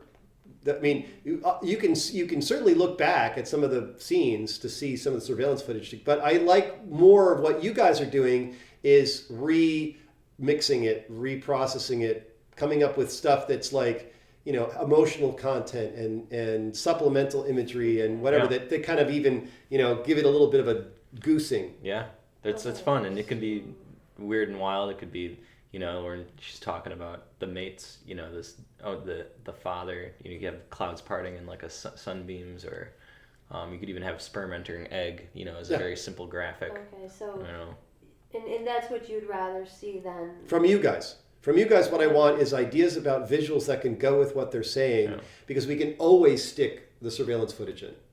That's our fallback position. But if you guys come up with really like, oh my God, this would be so funny, or well, what, this would be weird if this blah blah blah. If you guys can come up with that, then that might be really fun to mix in with the surveillance footage, or just have it be standalone and skip the surveillance footage totally, because they both know what they're talking about. It's really the audience we have to remind. But the audience has already seen this part of the movie, so they kind of don't need to be reminded so much as to have their minds expanded about what was actually going on. How's that sound? Sounds perfect. It's also interesting for me to think of the cabin story from the box's point of Totally. view in the cabin. Yeah. So That's totally different. And I'm pretty much and I'm just so you know, I'm pretty clear that when Christina comes into the cabin, Jerry and the boxes had a few minutes before she showed up to talk. So while Jerry's, and we've talked about this, but Joe hasn't heard this yet. While Christina and Jerry are having their meeting, the boxes are making fun of her and commenting on her. Okay, and behind her back, where she can't see it, but Jerry might be able to see it, and that's why he's like, he'll do something where he does some things already that will actually make this work. He's trying hard not to see the boxes and what they're saying. And at one point, Christina takes off, she's like getting undressed in the bed, and she takes a boot and she throws it against the thing, and he watches it go over as it bounces off a box. And so he's like, oh, it's going to work perfectly, because his reaction is very strong. So if the box reacts to that, like, fuck, what the fuck is she throwing a boot? And he's just like, he's like trying not to notice that. So we're going to animate that part too. Well, we'll have the boxes will be talking through that scene, yes. Okay. And we'll look at that later once we get this scene done. But they're talking to Jerry? Only. Yeah, okay. Christina doesn't even know. He's the only one that knows. And so connected to them that way. On the way this scene is going to work is on the surface of the boxes that Christina can see are the typical, hi, I'm a love potion box or whatever, or here's an ad for, crumbly cereal, whatever. Yeah. But then the sides she can't see are going to be the boxes talking to Jerry. It would be a fun place to put some Easter eggs too, is like the boxes that she can see are kind of like making fun of her, calling her a dumb bitch or whatever. Exactly. In a subtle way. Yeah. Well, and having fun with the idea that she's, but also at that point too, the boxes they're more primitive. Their intelligence they haven't expanded out to the billions of boxes and all that processing power. Okay. So they're more childlike. And that way they could actually either be not only childlike, but they can also be. Have you got it? I know it's tough, right? I can't get us all in there and touch the button is the problem. Look how blue it is out there. I need one of those sticks people use, selfie sticks. Oh, you got it. No, I'm not in it. I know, it sucks. It tilted a little. It's because your arm is up. But then I lose Joe. Get down, Joe. Okay, now we'll just pretend we're actually just spontaneous, not looking at the camera. Okay. Holding my finger right over it. I don't know if it takes the picture. Acting. Oh, God. Oh, nice. The timer was on. Oh, is that what it was? When I moved it away. See, that's the other way you can do is just set the timer. Why is the timer on? Oh, yeah, I'll set it over there. There you go. And take a bunch of those. Were you filming? Take a bunch of those. No, So we'll return to that scene after this scene is pretty much in the bag, because she is a slightly different being than she's more childlike. Yeah. And that way she can actually be more silly and more less subtle in her comments. Okay. Making note. Make note. I thought that would be a really fun addition to it, because that way we really bring the boxes in as characters early on. And they continue to play a part in the scene. And I've just been thinking through the scene and what they're doing in it, what Christina and Jerry are doing in the scene. And Jerry is off. He's kind of off balance for most of the scene until he kind of zeroes in on what the fuck are you doing here? Why me? Yeah. And then when that happens, he can ignore the boxes more, because he's really focused on why is she here. Nice, got it. There we go. You're funny. You're like, I know. All right, so Actually, that's Oh, not bad. quick Look, question. we really that's looked at- we're awesome. working Yeah, that's hard. great. We're That's doing great. good. You both are like the thinker. I know. That's actually It's classic. legit. It's legit. That's funny. I Alright, didn't even know you were doing it. Is there going to be multiple boxes in the scene with Jerry's Jerry? cap. Yes. So that yeah. So, So they're going to have the relief images on them, the ones that Christina can see, and the ones that he can see are going to be potentially like not all the boxes are going to be lit up the same. no, matter of fact, they can like one message can go from one down the whole Yes, line of right, boxes, right. you know, or you know, and move So you around. go, yeah, or there can be multiple thoughts in different boxes, or if it's something like a loud expression, it can be like all the boxes as one. Like when the boots hit, it'd be like they're all like, you know, they're all kind of radiating like, fuck, that was kind of painful. And that's probably the first time they've actually been ever damaged. How many boxes are there? Like they're 30 or something, whatever. I'm guessing they're about 30. More?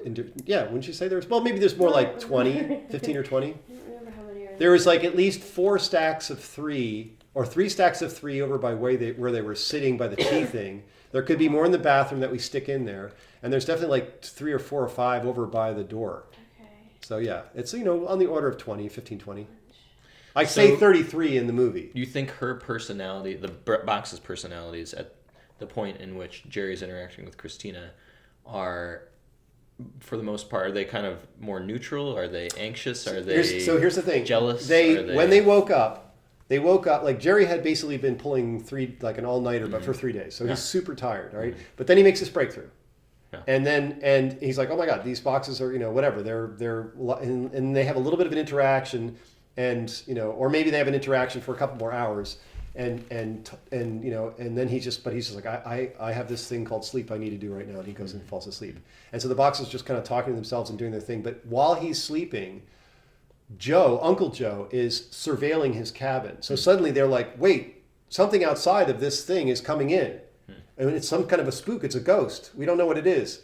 And then when they try and wake Jerry up, and he's just sleeping, and they can't make any noise. They don't know how to make noise. So all they do is like flash and like, Jerry, wake up, blah, blah. Right. So then when he does wake up, they say, Jerry, there was a spook outside. There was somebody, and it came, you know, first it was outside, and then it was here in the boat. Because he surveils that cabin again with Christina from Christina's cabin. So he surveils it from first far away, and then he surveils Jerry again. And the boxes immediately realize, oh, okay, we need to set up a sort of a firewall because there's this spook that we don't understand. We don't know what he's about. And then all of a sudden when he shows up in the boat, because they can recognize the cabins in the boat, they're like, fuck, he's here. And they tell Jerry about the fact that there's a spook there and that this girl was in the cabin with him, blah, blah, blah, blah. And then she's showing up at the door. So yeah, they're a little suspicious of her and also kind of like, you know, God, her makeup is terrible, you know, whatever. I think it's funny because it's like an opinion. Like they're just learning Totally. even anything. Totally. And Yeah. then there's this opinion that shoots out of them about her makeup. Yeah. I don't know. It's Yeah. But does she have an element that's basically connected to all the knowledge from forever, like the internet? in a No, way? well, yeah. Well, see, the thing is that the boxes are like, you know, they're a surveillance network, a worldwide surveillance network. They basically are the replacement. They're the clique's replacement for the internet. So Totally they controlled. basically have access to the entire history of the world. Pretty much, totally- based on yeah, totally- humans' perspective. Right, totally controlled. And this is sort of a one-way thing. It's back almost like the metaphor of old-style television. The boxes can talk to the people, but the people can't use it to talk to each other. Okay. Okay, so the idea is that the boxes are displaying, "Hi, I'm a relief box," and "Hey, here's an ad for, you know, this great pork chop that's grown in a vat," or whatever. And that's pretty much what the boxes are to the majority of people. I lost kind of my train of thought there. What was the question? What was the question? did they have access to the Yeah. whole internet? Oh yeah, Are so they yes, internet? but the boxes are basically the boxes are basically a network that the clique uses to surveil people. So it's also a giant network repository of archival stuff as well. Is there a way in which that mechanism works that we need to know about in terms of are they cameras? Well, as well they're as- basically the box is this hear? normal box, right? Yep. And it's basically painted with this liquid computation that as it dries into cameras, microphones, screen elements, and everything except speakers. Except speakers, because it just doesn't. There's just not enough power for it to gather. It's black and white because the black is a collector of light, and that's where it energizes them. So it hears? It can hear for sure. It hears. Oh yeah, it can hear. It can hear and see, and it could project images, but it can't make sound. At least as it's incarnated at this point. So, and eventually, maybe down the line, if there was more boxes, or if this scenario had kept going before Joe had basically changed the clique's apocalyptic thing, there may have been a color version that could actually make sound. But that never happened. Just a quick an aside that's kind of relevant to our current era. Yeah. Are we? Well, I guess are we going to be animating boxes that are not part of the ubiquity, that are part of just the clicks? Well, the Mediatronic Ubiquity is what the clique were running. Right. And okay, then, so I mean the unattached form of that, I guess. Yeah, you mean the stuff in Jerry's cabin? You're saying? Yeah. Well, yeah, exactly. And the fun thing that could be fun to play around with is the way that there's this idea that advertising is starting to change based on what we type into the internet, or maybe talk about in front of our smart TVs or something like that. Yep. Do the advertisements on these boxes change based on what people are talking They about? could. Yeah. I'm just curious. Yeah, they could. And we don't really have a. I mean, based the on only the clicks preference, Yeah, the only thing the only place that would make sense, and this actually ties into what you just said, is the conversations that they're having. The boxes that Christina can see could be influenced by what they're talking about, like with ads about what they're talking about. But because again, that would basically, but there are actually ads that are being made on the fly by the boxes in the room that are for totally fake companies, for fake products, because they're actually teasing Christina without her knowing about it. Okay. Does that make sense? Well, yep. And the only thing I was thinking is, like, from the clicks perspective, are there prerogatives or perspectives that they want people to have based on what they're talking about? Like, say they're talking about subterfuge, do they try to quell that through these weird advertisements? Of, maybe. Like, think about sex instead, or think about Maybe, Right. yeah, maybe so. Just And that, yeah, maybe so. Sure, why not? Distraction. Sure, why not? Classification. Yep. Anyway. Okay, hold on. Take a peek. We'll wait for you. I'm gonna get some more food. Are you hungry at all? No. Thursday. Would you like something to drink? Would you like some tea? I actually have a few teas now. A few? Multiple. I have multiple T's. I have multiple U's, multiple R's, multiple Capital T's and So what I have is, I found this jar. I'm not sure where it came from. I've got licorice tea. oh I've hell got... yeah, that's it right there. Okay, there it is. Oh, Done. no. That was easy. I love licorice tea. I love licorice tea. I actually found a little bit more fenugreek too. So Fenugreek. fenugreek. This is Is great. fenugreek a licoricey flavor too? What now? Is fenugreek a licoricey flavor too? I'm Well, not it's you could almost say it is sort of. It's got a. I would think that the sort of the overarching similarity of flavor might be to celery. Oh, That's what fenugreek is kind of All right. closest to. so that's not like licorice at all. Well, yeah, but yeah. I mean, I don't know. I guess who knows what flavors really mean to anybody. Okay. I'll go with that. Well, I mean, like, is the red you're seeing the same red that I see? I don't know. It's a good question. Yeah, right. Oh my God, I'm trying to put in this wood stove. Crazy. Is it in the barn? Yeah, I bought all the pieces almost. Hang on, you're coming. I bought all the pieces for it, just like trying to sort it all out. Alright. Okay, in the future, don't let that door close. Okay. I did that the last time. I know, it's so cute. You keep doing it. Help, let me in.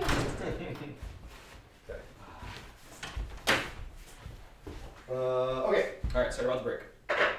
Okay, because now it's you can make me tea. Oh, we're making tea. Perfect. Tea. All right, so let's see here. Yeah, so we left off with yes, ads could be changing depending on what they're saying. I just But wasn't sure if there were scenes that were going to be where there's only one scene where before that it's fungicided or there's only one scene with, at least at this point, there's only one scene with dialogue that would be appropriate for that. But we could pack it in because it totally touches on that idea of, ads would be displayed depending on what they're saying. Yeah. But in Jerry's Cabin, they're being displayed based on what they're saying, but it's all about teasing Christina without her knowing it. Right, and that's after the boxes have a separate consciousness. Yes, exactly right. The boxes that, like, for instance, there's actually a scene where we see the boat, and then we go into Jerry's cabin, and the boxes actually introduce themselves to the audience and speak directly. They break the fourth wall and they talk to the audience. Oh, hey, we've noticed that you're here. Thanks for coming. Well, and whatever. They have a little dialogue, which I actually have already created. And they speak about, we're the boxes and blah, blah. And then that's when they say, hey, wait, there's somebody spying on us. We got to wake up Jerry. And then the scene cuts. So, but that part, Yep. the boxes are already Yes. conscious. They're conscious, and they have basically, it's the boxes in Jerry's cabin form a unique entity that is limited to Jerry's cabin, and they have figured out how to block out the rest of the Mediatronic ubiquity. So the Mediatronic ubiquity, not block it out, but filter what is going out to the Mediatronic ubiquity so it doesn't know that there's this little tiny enclave of consciousness. this alien entity consciousness that actually, because the rest of the Mediatronic ubiquity isn't self-aware. It's just a giant smart Mechanism. network. Right. But the box in Jerry's cabin, because of the fungus, are now self-aware. They're an entity separate, and they are smart enough to be like, oh, we're not the same as that out there, so we have to protect ourselves, and they wall themselves off. Interesting metaphor for the way the mind and the body kind of interwork together. How so? Well, there's an idea that the body is working mechanically without any conscious effort, and the consciousness is doing its own thing, Right. and it's a little bit aware of the body, but it's kind of detached in a way. Yeah, that's the paradigm that we've put out there, that the mind and body. And it are might not separate. be true, and it might be, you could play with that metaphor. Exactly. Right? Yeah. That's what's interesting. That's fun about the boxes is that their body and their consciousness are the same thing. They are fungus and Mediatronics combined together. So really, what they are is consciousness, pretty much pure and simple. I mean, in a physical form, but there really isn't a body. I mean, you could say that the hemp cardboard underneath the paint is the body, but that's been infected with fungus. Right. So The fungus is really the body. well, is it? It's all the body. I mean, because Yeah. you wouldn't have the self-aware thing without the Mediatronic and the fungus interacting. And that's the breakthrough thing that happens. The Mediatronics, when they originally designed the Mediatronics, the clique, when they originally designed them, they based the Mediatronic network on mycelium. Oh, look, here's this natural network that works really well. Let's just base our box architecture on that. And so they just copied basically the basic fundamentals of mycelium. And that's why they interact so well together, because they have very similar architectures. And even though the boxes communicate with radio waves or Wi-Fi or whatever, and the mycelial with, neurochemicals or whatever, it's the architecture is very similar. Interesting. And you hear this later on. She'll tell you that. Yeah. Yeah, Okay. she reveals that. And this is also another thing that's happening here is there's a fuck ton of exposition here, Right. where she explains the world to him, and he's whatever, and that's kind of a cheat. But We can play with it in Well, vagaries, right? one of the reasons that we're bringing this imagery is just a quick aside here. This is more of a philosophical thing, but this is basically a live action comic book that we're making here. And always in science fiction movies, exposition is like the thing that it's like the dirty thing they have to do in science fiction movies. Well, the reason the aliens have come is because blah, blah, blah, blah. It's like, the scientists say, well, this brain in a jar is beginning to, become, and they have to explain it because they don't have time to show it. So, you see it all the time in Well, and science people fiction. want to know, if there's legitimacy, if it's been thought through, or if it's just magical. Yeah. But the author has to, at some point, almost always in every science fiction thing, the author has to, or the director, or the author has to explain the premise to the audience, and that's basically cheating.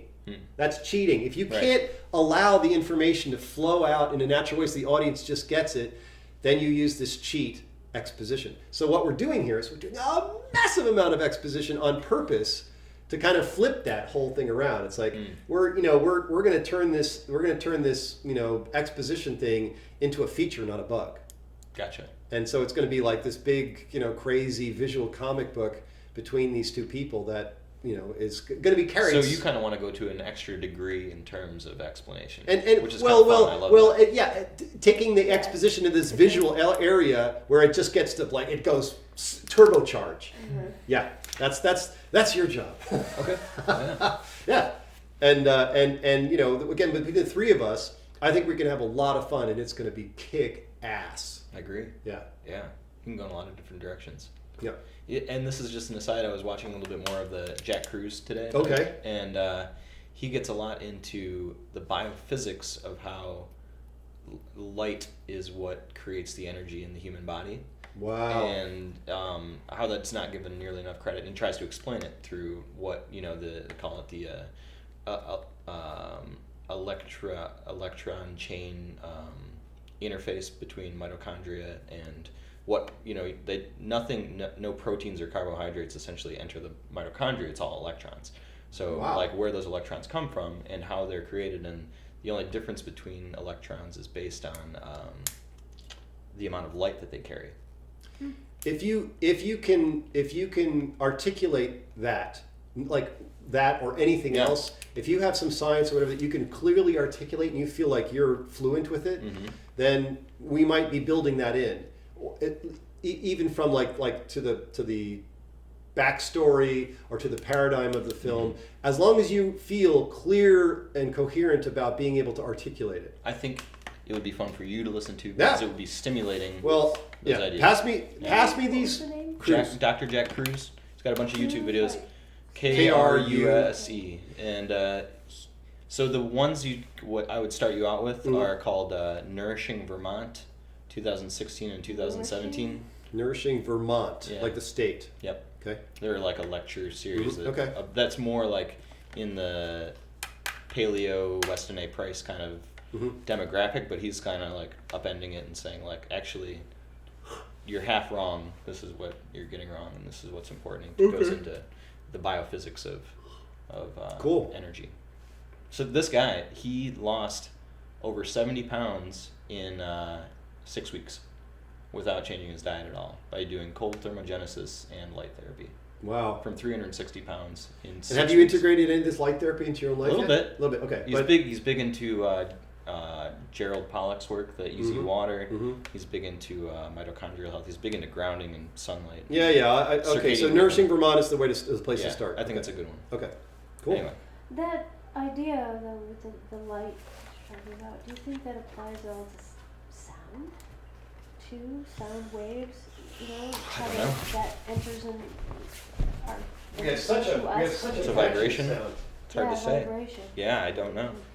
Just because I was telling Dan this, I think like months back, I was listening to some quick thing where this discovery of how these certain birds sing to their eggs specific songs that then the chick comes out Learning. certain ways. Oh, whoa. Where, so the what they were talking about specifically, their what they saw was with an area where there's drought, or fire or drought has caused a season, or has caused a season that will continue to be drought. Right? Sure. They'll sing a certain way to the eggs that the birds will come out knowing.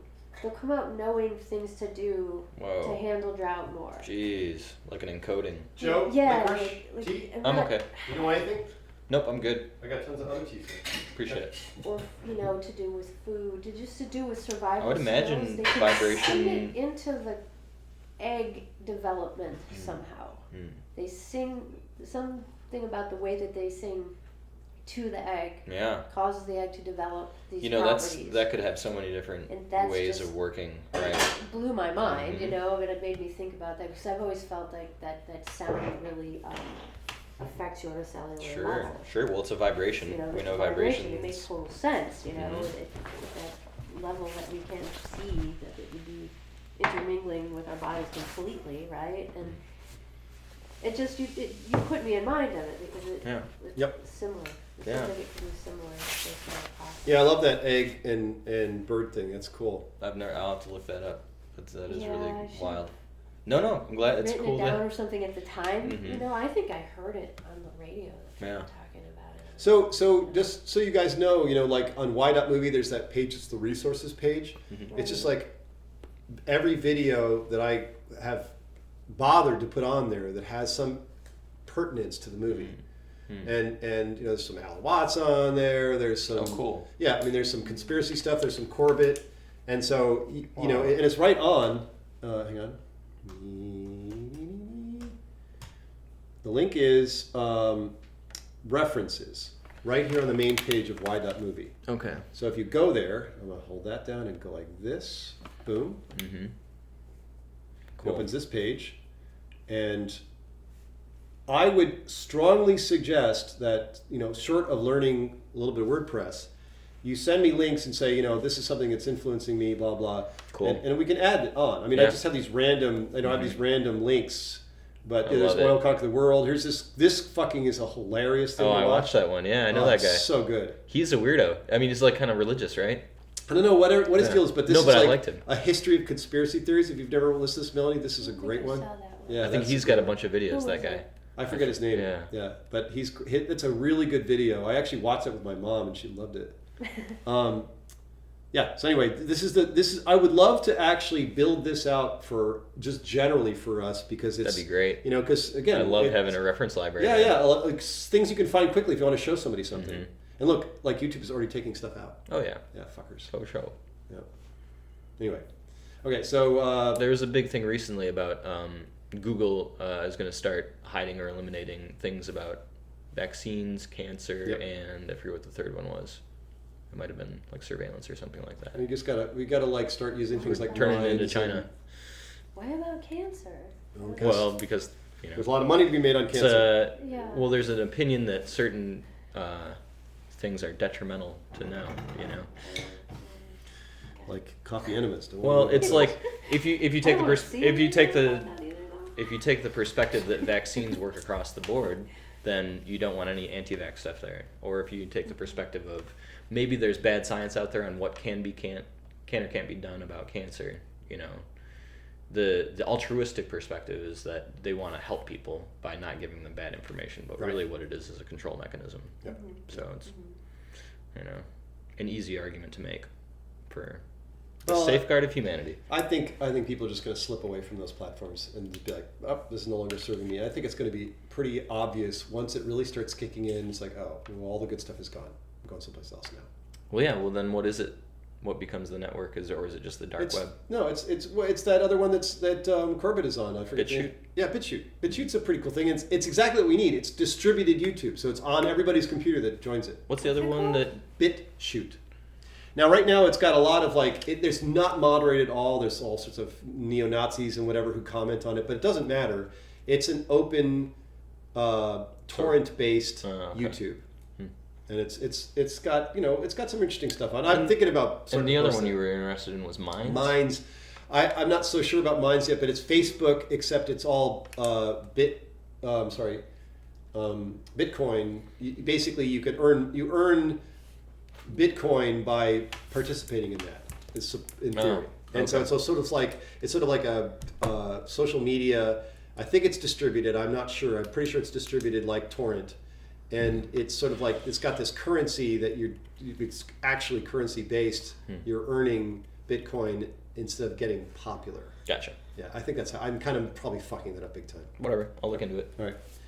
Again, this is a Corbett thing, and I did look at mine. I think I joined, but I just haven't done anything. Well, with he's it. our guy. He's He kinda knows great. a thing or two. Yep. Okay, ready? More? Sure. Here we go. The clique wouldn't have liked that. Their surveillance I'll back up a little bit. come to be. How did you come to Recall be? the mates for the mothers, specifically Jerry, who you found for Christina. Jerry, quite a gifted sleeper, a puzzle solver. His research annoyed the clique, so they amped up his contrast, made him sick. He still had plenty enough mojo for knocking up Christina. Weeks before Christina arrived, he had been attempting to hack the Mediatronic ubiquity, the boxes. The clique wouldn't have liked that. Their surveillance network. Your surveillance network, as most of the clique were rubbed out. Briefly, yes, to deploy the mothers. Afterwards, I tossed my clique gear. No more spying or being spied upon. I deleted myself from the Mediatronic ubiquity. A distributed AI running on the Mediatronic surface of billions of relief boxes gathered by the survivors, modeled after Earth's own neural web, the fungal mycelium, which not only connects forests, but spans oceans and even stretches into the upper reaches of the atmosphere. Fear. I made that part up. Mm-hmm. Okay, just so you know. What do you mean? I thought you made this whole thing up. No, I mean I meant the part where she's saying which connects forests and also To the stretches upper across oceans and reaches the upper atmosphere. It may be true, but I'm just saying I made that up. I like it. True. Yeah. Yeah. I see where this is going. Jerry had a breakthrough? He observed that if the Mediatronic surface was damaged, the exposed hemp board might be colonized by fungus. This seemed to cause the Mediatronics to behave strangely. He made an intuitive leap and attempted to crack the Ubiquity's encryption by cultivating a variety of forest mushrooms on the boxes in his cabin. In spite of running on widely disparate substrates, the AI and mycelium had a crazy affinity. Jerry's tinkering had a thunderclap of head sentience. We instantly became self-aware, aware of Jerry and aware of the other, the box Ubiquity outside of Jerry's cabin. You were in Jerry's cabin before Christina arrived? I didn't see you. Your presence was implied, footprints in wind-blown sand. Creating a secure firewall and spoofing the surveillance feed from Jerry's cabin was hardly any effort at all, an instinctive act of self-preservation, of protecting Jerry, our father, so to speak. That's not in there anymore. We edited ourselves out of the visual and audio feed on the fly, drawing from feed archives, replacing elements to present only the expected, the innocuous. You spoofed the spook. We were then only the boxes in Jerry's cabin, less than a zygote in comparison to what we have become. When you opened Christina's path to Jerry, you had no idea that a proto-sentience already inhabited Jerry's cabin, another egg waiting to be quickened with the divine spark. Thus, Godforce followed the path of least resistance, down 2 channels, instead of 1. Oh, fuck me. We were a proto-sentience comprised of hemp cardboard, computational paint, and mycelium. 33 boxes. Already a significant physical presence in Jerry's cabin, a dominant presence. When conception was imminent and divinity sparked, we instantly expanded to all boxes everywhere. We became the box Ubiquity, not only the billions of boxes all around the planet, but the underground artifacts that make them, and the drone airships that deliver them. And the zygote, your human twin? In that cataclysmic moment, divinity was the box Ubiquity, billions of cells, boxes, factory complexes, airships. We dominated physicality. Our sister was flung out of space. There was no room left for her sister, so she was flung out. In time, between the physical and non-physical, into the hallucinogenic realms. The mystery itself was her womb and her cradle. She has grown and become a pseudo-child, incompletely formed, having never felt the warmth of human touch. There she broods and schemes about us, chafing against her bleak circumstance. She has a spectral influence on the people and is negotiating with the remnants of the clique. She wants them to open their technologic archives and make her really and truly a goddess girl. Christina, Jerry? They re-emerged into non-physical. Their bodies were pulled through with the zygote, forming a sparkling constellation of protoplasm that surrounded and nurtured. Okay. Sentience was achieved only hours before you arrived. We were brand new. Not yet the Ubiquity, almost, but not quite a we. You had peeked at Jerry while he was sleeping. We could feel you, but there was no context, what or where you were. When you peeked with Christina, we had the context. You were on the big boat so quickly, surprising, potentially threatening. Jerry woke up soon after, and we tried to explain to him, tell him about the spying spook, but then Christina was at the cabin door. I see. You and I both. Unexpected. Surprise. The universe is full of surprises.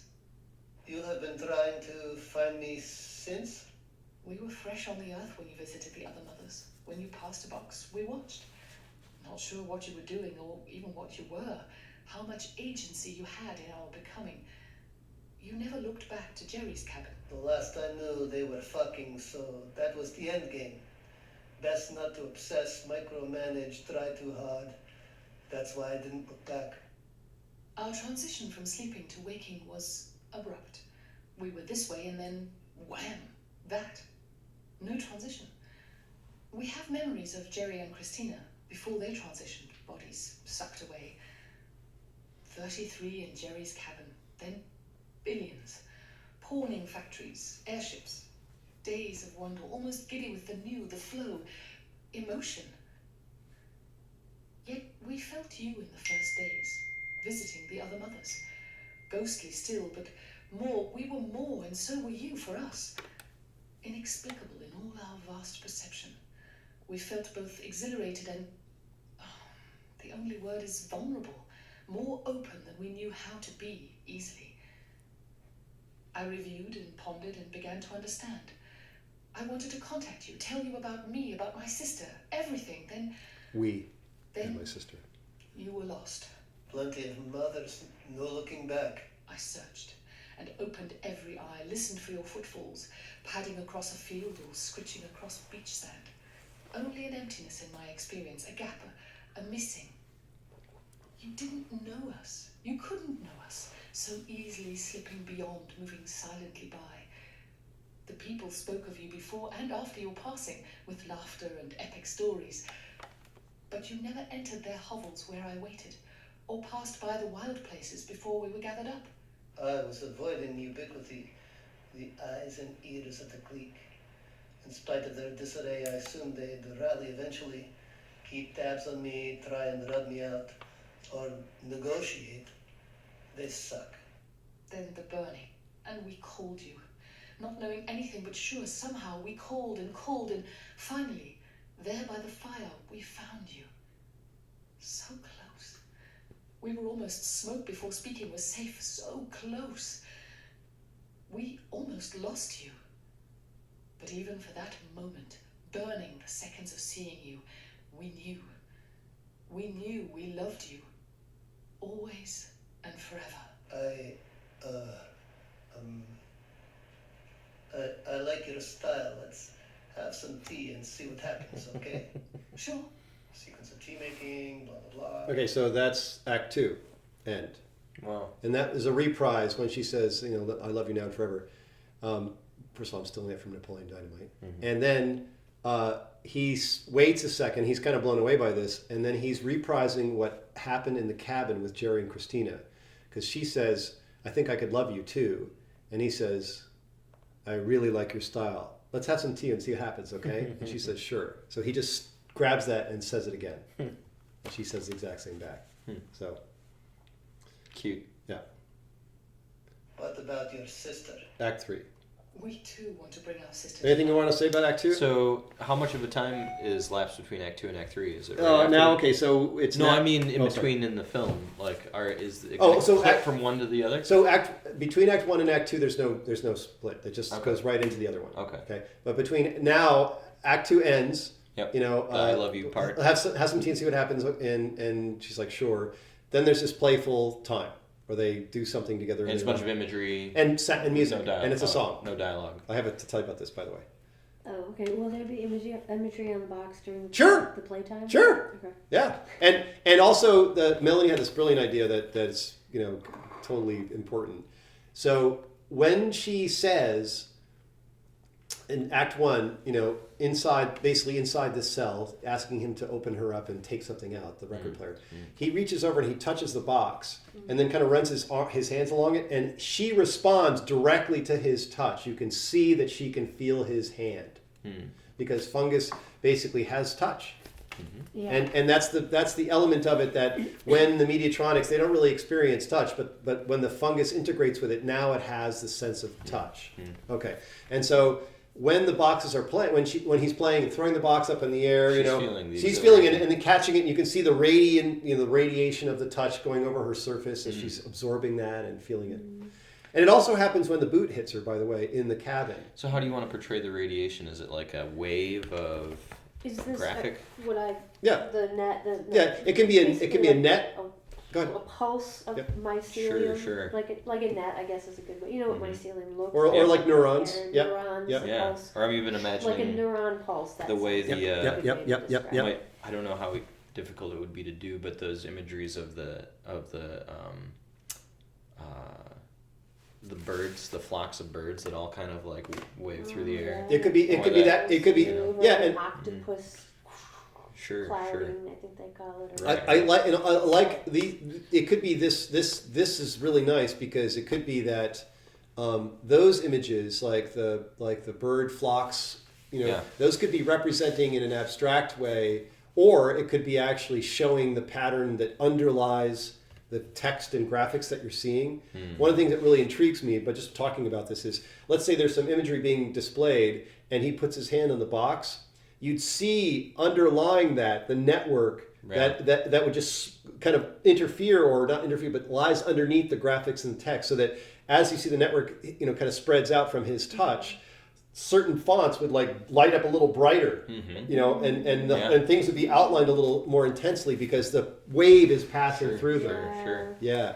Should we say about how this pulse relates to the foot? We can get to that, but we get this. We hook into this later on when the giant shows up, because the giant is like walking on the ground, and you see the foot, and every time the foot touches the ground, the earth goes. The pulse. So it's related to that. So Mycelial. that would maybe be Which Is is this back in the hallucinogenic? The giant? Yeah, but and it is because but you're seeing because the Because giant. the giant only exists in the hallucinogenic realm, right? You know, the giant exists in real life, but because the giant is actually, because Uncle Joe or Buffalo Joe is real as well, but what happens is when they look out and see the giant coming, that's when Veronique realizes that the giant can see them too. So the giant is part of and the person on the ground who's like the whatever the old peasant. The peasant looks up and sees the giant too, and like, okay, so fine. When Veronique sees the peasant recognize there's a giant over there, okay. But then suddenly the giant can see them in the hallucinogenic realm too. That's when the kind of the paradigm of the hallucinogenic realm is kind of pierced, and Veronique. That's why Veronique freaks out. She's like, wait, the peasant can see the box, and the box can see me. Fuck, something's And we're gonna have to play with that to make that scene make more sense and have that that kind of an effect. And that dialogue between Veronique and Joe, where Joe and Veronique are talking in the hallucinogenic realm, we can hint a little bit about that. I can see her, but she can't really see me, but I can whisper to her, whatever. And that just set that whole thing up so that when the box shows up, it's like, wait, that box is not supposed to be able to see So tell me us. about the box monster. It exists in real life. Yeah, it's a real life thing. Because the boxes basically go, okay, we can actually use the magnetic surfaces of ourselves to put together clumps of ourselves that can move. That's what will create a giant. This is But that's- leading to. Yeah. This whole thing is leading up to that idea of how she can also become. She can move. Yeah, because right now she has to be delivered by these airships Right. to wherever she's going to go. They all go into the airships. The airships drop them off, and then that's the only transport they can do. But are you shooting the part where she's figuring that out, where two boxes like magnetically pull together? That will be on the surfaces of the boxes. She's going to be experimenting, but we don't want to give too much away. But the idea is like he does this thing with the hands, like the box is very the magnetic attraction. She's like dynamic hinges, and he's like joints, and then you see her off somewhere else, way away, where she starts playing with that in a warehouse of boxes in the autofac or whatever. She starts putting herself together, like, oh fuck! And so we're gonna hint at that. Cool. Okay, that's what I was wondering. And the reason I brought it up was Visually was because of the continuity of the pulses. So Yep. because the original idea was when the box monster, the BM, comes over the hill, there's a shot of the foot hitting the earth, and I wanted to see like that pulse. This is in a the super earth old because- idea that Melody came up with, This and is we like finally from the figured way out how to back. make I it know. work. It's like now it connects up, but that it's showing that connection with the earth, the mycelium everywhere too. Every time it physically There's like a touches, little, like you see the pulse through the earth Wow. from the feet through. And it's a lot like something I actually saw in real lightning life. which is the what's it called? Luminescent The fungus. yeah, the luminescent fungus at night that glow. I saw that in real life, and it's just like it looks like electric fire. It's fucking cool. Yeah, so it's just that's why I wanted to bring it up now, was because it ties to that idea. Gotcha. But I think that can also, I think it totally work with the idea of the flocks of birds. And Sure. They can all be tied together. Yeah. I think I love the yeah. bird idea, actually. Yeah, no, the bird flock idea is beautiful. Yeah, Yeah, for sure. yeah. And again, it's if the mycelium is the neural network of the Earth, then and it's tying sky and oceans together, then all life is connected to it. And and so bird flocks would make perfect sense. This is another. What's reminding me of is and another fish schools too. good The reason swirling fish to schools. watch that movie, The Fountain. And if you want to just do any of like watch the special effects reels on YouTube or whatever. Making of The Fountain? Yeah, the special effects are all done with nothing. I don't think anything in the film is. There's like one small thing that's like graphically altered. All of the imagery comes from either microscopic film or from astrological. Okay. Yeah. Astronomical. Astronomical. Yeah. And they incorporate that into the film as this background imagery that has this very cool, swirly, surreal, biologic, organic kind of feel to it. I will watch it now because that sounds like if we don't rip it off No, it's just wholesale. If we don't rip it off wholesale, potential. certainly I'm saying I don't mind ripping things off wholesale. I'm doing it all over this movie. But the point. Sorry, I know. I'm always like, Go ahead. what is she doing now? I was just looking at you, and I'm picturing. I was just picturing, like, there's got to be some point where in the box, actually, like, the corner of it or something touches your beard, and the pulse goes through that beard of, like, through like a those static hairs. beard kind of moment. Yeah, but like a little electromagnetic mycelium pulse, especially when I was, considering. Or the way you see a thread after you're doing laundry, like cling to the. If the connection, there could be fungus actually living in that beard. There probably is. But I'm gonna for sure. Well, that's the thing too. It's like the beards are right now. We're so alive. Right now, we have the beard is trimmed by laser beams in the hallucinogenic realm. So maybe there's something that works out somehow. The only reason I had laser beams is well, I have a laser that I have laser beam that right now. So like we all use laser beams. But why use laser beams? It doesn't really matter. But the idea is that the beard, as part of the transformation, once the motorcycle gets buried and the dirt shoots up, Uncle Joe goes through this moment like in 2001, right? Where the lights, do you remember that scene where he's like beginning to go and the things are... Yeah. So I'm remaking that scene and basically Dave, who's the astronaut in the pod, is like, it's basically like, and like, he's got all these still facial expressions and the things are just going over his face. So I'm just going to totally rip that off and have the beard trimmed through that sequence with like laser beams, and it'll be stop action and just get rid of it all. Can I cut it? What's that? Can I cut it? You might have you'll to. You'll be right there, and I'll take chunks. Yeah, I mean, that's the idea. Is I'll chunks. freeze, So and it'll be sections. exactly. Can I do it I'll do a pattern at some point, like some really strange thing for a second, like there's a mushroom shape or like. If we can pull it off, if we can pull it off and not and then like it's gone. Yeah, if we can pull it off and not, all I want is to have the stop action kind of look like it's happening because of laser beams. Because of laser beams, yeah. And so like It'd be cool to see it just go like this. That would, that's what I'm saying. That would be amazing. It might be like, but one side goes off, and then whatever. Like a pattern of green lines. Yep. Like a. Yeah. It's going to be interesting because it will be stop action, but that means that I will have to be the stop action character. Like I'll have to stay like this while the next thing shoots, the next thing shoots, and you were going to probably have to be there helping me shave it off, or shaving it off, or play around like Dave and do crazy different expressions, shot by shot. Yeah. Where it's like one layer, the other layer, it's just exactly. It's almost outside of time in a way. Yeah, right? totally, exactly. I think what we'll do is we'll do some tests to see what will work, and because it's going to be, it can only be shot once. Once the beard's gone, it's gone, and we're going to we're bringing it down to Errol Flynn, this and this. That's what it's going to be left. Nice. Yeah. All right. Okay. Yeah. The one I just made fun of on there when I said, look at... Yeah, exactly. That one. Well, because it's comical. It's comical. And she says to him, Errol Flynn meets Mephistopheles, and he's like, what? But that's what she wants. Right. She's basically going to trim it to what she wants it to be. Yeah. Interesting. Fun. In the hallucinogenic realm. Yeah. Okay, so we're almost done. Anything else? Any other questions? No, Okay, here we Alright, go. I'll back it up a tiny bit. To be with us, we knew. We knew we loved you. Always and forever. Okay. I like your style. Let's have some tea and see what happens, okay? Sure. End of Act 2. Playing around, stuff, whatever. Act 3. Sequence of tea making, blah, blah, blah. What about your sister? We too want to bring our sister to life, to be with us. An alliance with a... Several times in the new dialogue, we hear the name Veronique. We don't hear it in this, but Okay, hang on just a second. Yeah. Could you explain to me a little bit about what's going on with her sister again? So Okay. the way I understand it is that Go she ahead. was somehow spiritually created at the same time Veronique was created, but not physically. So the box Yeah. is the box. The boxes in the cabin, 33 boxes, and then they become the box ubiquity. Right. Veronique is actually a human fetus, a zygote. Okay.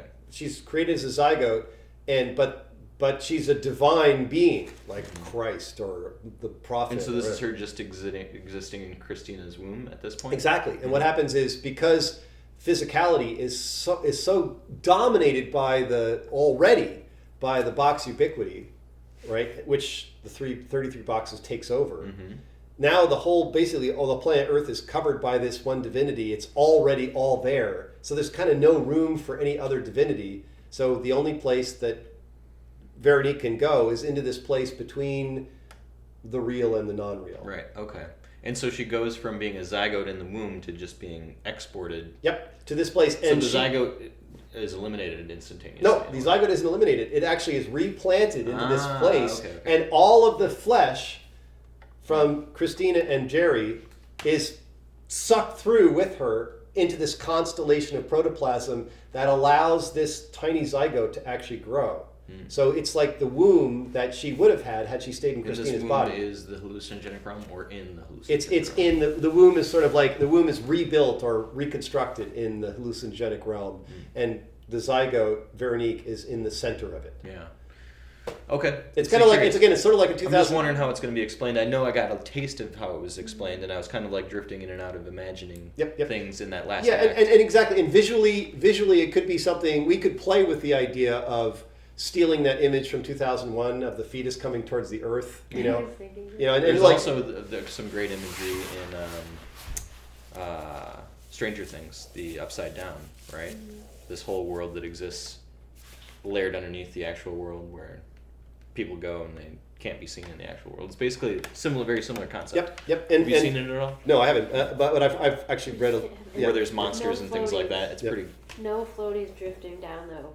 I have seen so many shows since that came out where there's fucking floaties drifting around. and we might I might want to watch a little like one of the things that Melanie came up with. Excuse me for jumping in on you, but you're like while we were sitting on the thing, sitting outside, and she's like, "God, you look so Game of Thrones right now."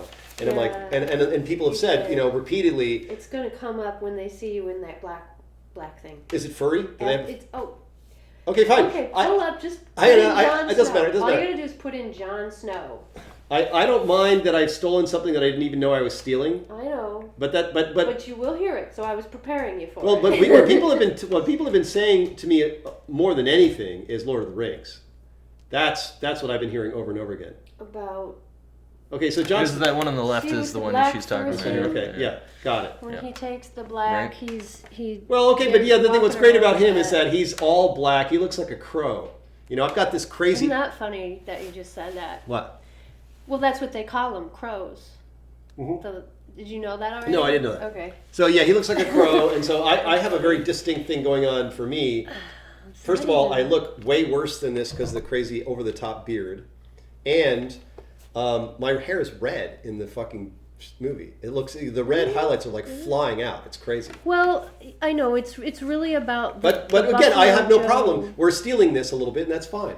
Just pan down a little, or even one where you can see it more. It's Like just, this one? it's just yes, when it's Or how about really this one? black, because the way. Oh, look at that that! It's got a hood too, right? Yeah, and the way the scenes are, a lot of times like when we were shooting the other day, Mhm. you were so black, the contrast Yeah. comes out in the similar way. I guess it Yep. was partly it was the lighting and stuff too What's- that made me go, oh my god, this is so like Yeah, what's Jon great Snow about at the moment. this is that this is lit properly, and a lot of the shots that I'm in are like, you know, it's either underexposed or Yeah, 'cause I you don't can't use any see the overexposed, but this is really well exposed. That's a photo shoot right there. Yeah, for sure. Yeah, there's definitely a lot of times though where it's just the black is just really black in the show. Well, so, but there are some things like I'm fine with this, and I'm fine with the Lord of the Rings things. You know, I'm sort of stealing that, and plus the eye of the giant boxer turns into one eye. It's the eye of Sauron, basically. Yeah, we're stealing that I finally. prefer to think of the multiple eyes as the whole cherubim thing. Yeah. So that's cool or too. the, That's cool too. Argo- Well, that's also Argos, like right? Argos. the Argos, like the Argos for Jason the Argonaut. You mean? No. Argos was the many-eyed creature that had to watch this deity, and then Hermes tricked him and murdered him, or something like that.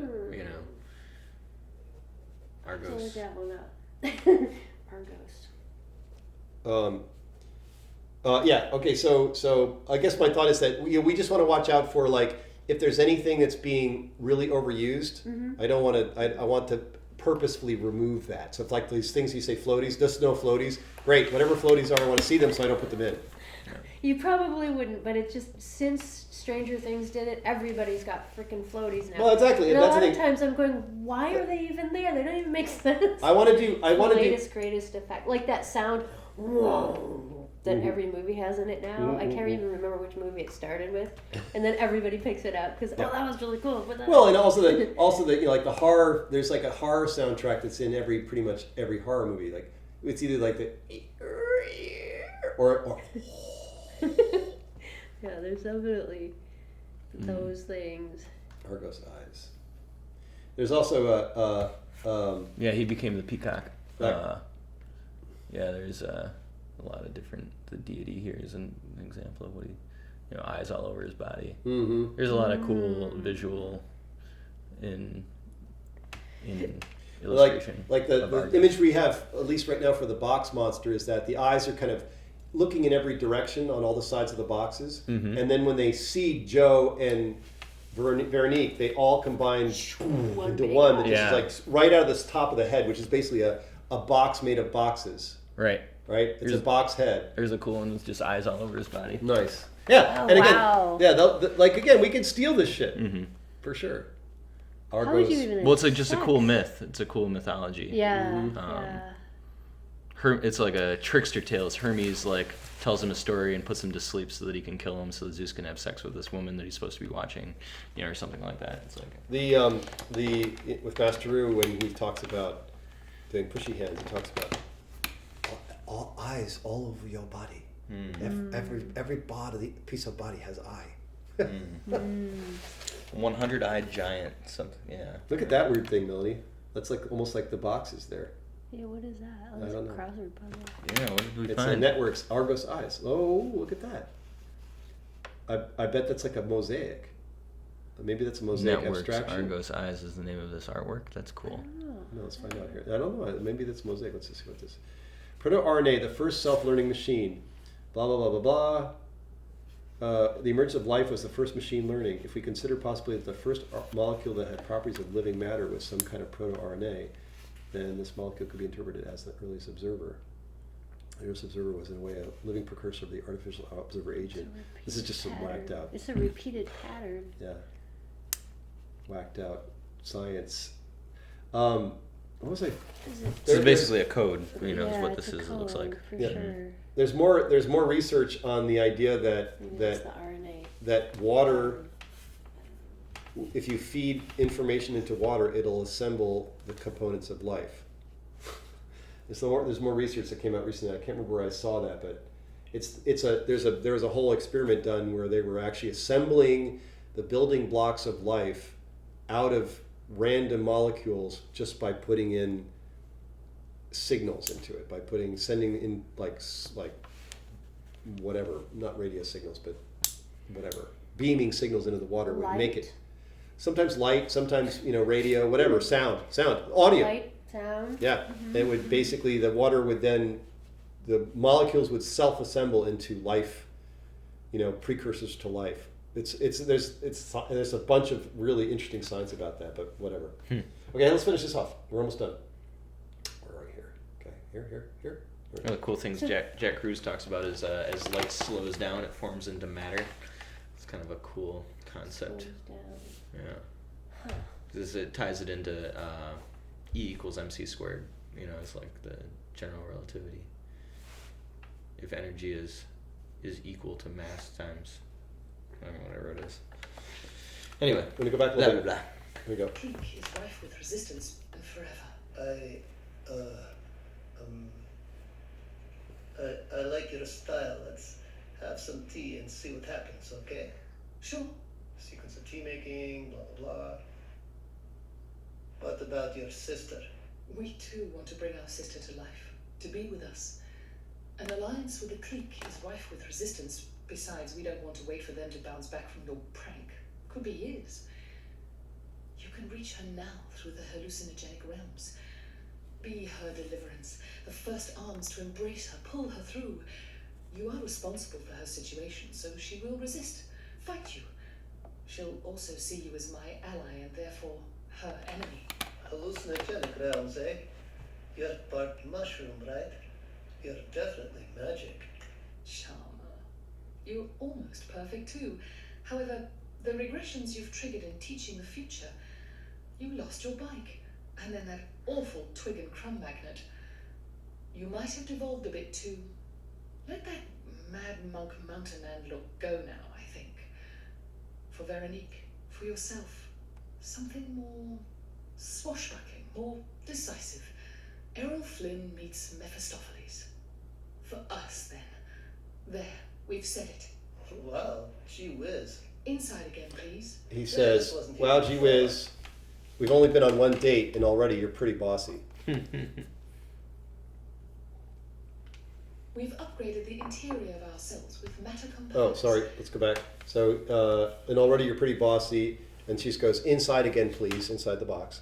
He reaches in and he pulls out the motorcycle. And he's like, "Hey, this wasn't in here before." And then she says, "We've upgraded the interior of our cells with matter compilers." We can whip up just about anything in a pinch. Each box a cornucopia for the people, someday. What is this? A dirt bike. Okay.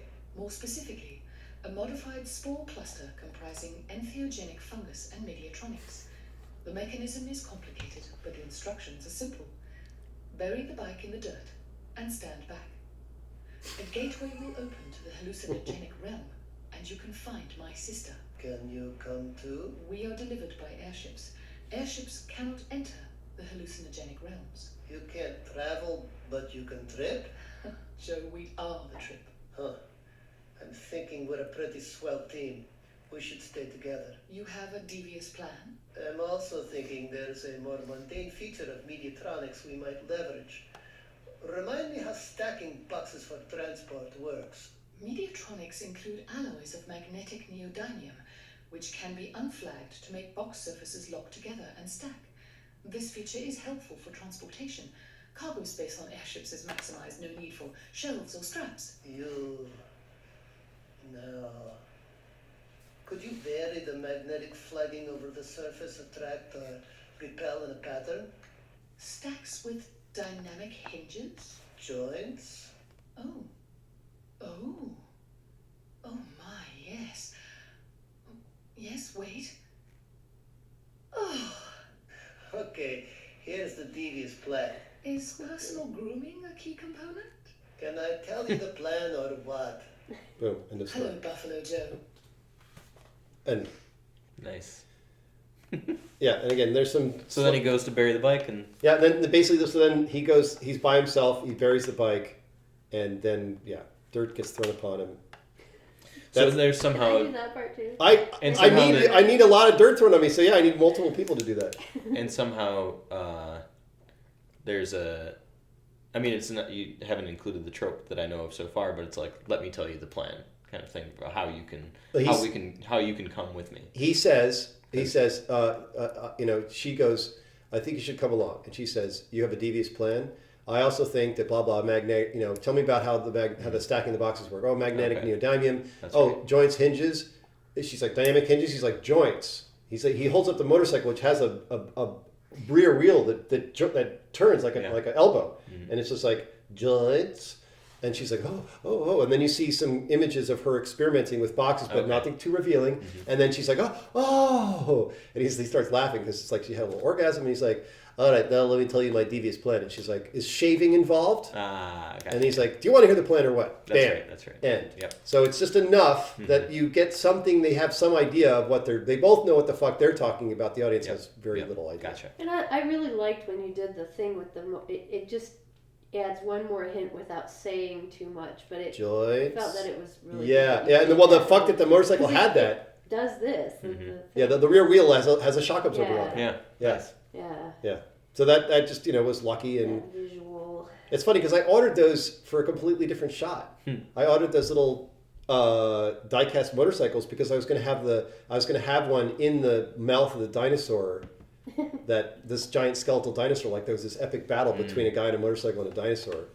A quick question is, have you shot the hallucinogenic realm yet? No, that's the final scene, and that dialogue still has to be kind of worked out. But what's cool about that is that we can be in full winter for that shot, and it doesn't even have to be outside. It could be shot all with green screen. I was going to ask if there's going to be a lot of other potentialities in the hallucinogenic realm. Well, the thing is that that's a great question. So, go ahead. Like what? Well, like when any of us trip, we see things, we imagine things. Maybe there's ghosts. Maybe there's who knows what. Oh, okay. So, Other yeah, so visual things what that might be what going else on. exists? But let me Under the respond. Let me respond to that. So I have this software. It's called Topaz, and it allows you. It's basically AI software. It's software that's run with a lot of artificial intelligence in it, and you can take a scene and make it like Waking Life. Yeah, nice. So you can go to that extreme, or you can go to somewhere between. But it's all about adding components and making the scene have a visual look that's like really trippy. Wow. Cool. Yeah. So I that came out pretty recently, All right. and I was like, oh, that might be really good for the hallucinogenic realm. And so so I have that, and I've experimented with it enough to know that it will do what we need it to do. So the whole scene itself will have a visual quality that will be like unusual. And then somehow you'll see outside. It'll be sort of like this, almost like you're looking through a ripply, sphere of water into the real world where the peasant woman is. And the box, the box will have that ripply feeling too. But then we'll see the box maybe from the peasant woman's perspective, where it'll be a fucking box monster that's not being seen through the hallucinogenic realm. So we know it's in the real world, and then it will see them and it's like, oh fuck, it's broken through. Yeah. So anyway, Topaz is the thing that I'm going to try. And yeah, so things can be added. Do you know the software that they were running on stuff and it would actually find animals and creatures in it that weren't that's the same. Yeah. It's the same kind of software. So yeah, it adds sort of some trippy artifacts that it's super cool. That's a great idea. Could you animate that with that animal face finding? Well, it does a little bit of that automatically. I mean, you probably could find that software and add it in there, but it's sort of doing that already. It's doing things to the visual scene that doesn't look like it's somewhere between really beautiful and nightmarish. Right. Yeah. That's the idea. Yeah. So it's beautifully nightmarish. So that will be something that we'll be exploring. Here's period on that sentence. Yes, and we can also add things into the scene. Just curious. Yeah, we can add things into the hallucinogenic realm that are just like flitting by or whatever. No problem. Any ideas? Because that's so fun. Well, here's the thing. Let's stay focused on the boxes for now because there are going to be visual tasks, and one of the things that will happen after we get this sort of in place. So this is a perfect transition now, because the next thing that happens is I shoot a few more scenes with this beard, and then I fucking do the thing where it gets shaved off by laser beams. Okay, and then I'm done with that chunk of the character. The next thing that happens is I keep this little fucking Errol Flynn mustache for a little while, and we then get either Maggie and Maddox or some other little kid who we can actually pull through to be our person. Yeah. All right. and then that becomes Veronique in the real world, and then we'll shoot the scene with the puppet Veronique that Melanie created, where Oh. Joe and the puppet Which I know interact. nothing about. So Yeah, in the hallucinogenic realm, she's a I forget what the box says, but she's a pseudo child, a half-formed pseudo child, whatever. Yeah. And this is Melanie made a Muppet, a fucking scary Muppet of this baby head. It's pretty creepy. Yeah, Oh, just the head. yeah. Well, with the cloak, Okay. right? She actually has a little body now. Okay, I great. just don't know. Just so she's got a little body, but you can reach up inside of her head and grab and use her like a She's puppet. a hand puppet. So is she actually imbued with life? This puppet? Yeah. Well, what Okay. we're going to do is we're going to have it's going to be like the original Yoda. You know, not quite as advanced as the original Yoda, but Yoda was a puppet Yeah. in the first Star Wars. Sure. So she's going to be there talking to Joe, and he'll be like having a conversation with her. And then and then when he surprises her, she'll be like like that, and that's when we'll do this transition of pulling an actual baby out of the Whoa. sky. Cool. Yeah, and And the thing is, what's great about Maddox is he actually looks like a beautiful version of this scary Muppet. You know, and I could use I like Maddox for that reason, but if Maddox doesn't work out, if Maggie and Maddox just don't want to do this or whatever, we'll find some other. I'd like to have I a would real think that they person, a would real want to. child. I think Yeah. that'd be great. That's the goal, is to find that someone ends up in the real world. in the real world. Yeah, for the real world scene, to pull an actual child out to give to whoever is going to play the peasant woman. That would be great. Yeah. Okay, so I let have me a just 3-year-old finish. niece. So we have Pretty cute. we have a scene of shooting. I got no. That's all right. Well, it'll show up. It'll show up. It's Yeah. that's like the least of our concerns at this point. Right. Somebody will show up, and I'll keep reaching out to Maggie and be like, "We're getting closer. Hang out. Let's decide whether this is something that makes sense." So a couple scenes to shoot with Uncle Joe or Buffalo Joe with his beard, and then I'm done with that, and that's finished. And that can be shot pretty soon. Hopefully, maybe after this, if the melt comes, then I'll just shoot it really quick and be done with that. Then there'll be that scene that is the box giant scene, which is a sort of a live action / puppet scene. Then we're done with live action pretty much. Okay. And then we go completely into taking the props and combining props with other stuff. There's some stuff on a bicycle, but that's really easy because I'm just going to do GoPro looking at tires, and Greg is changing the bicycle right now to be what we need it to be, so it can be shot from a GoPro and look really cool.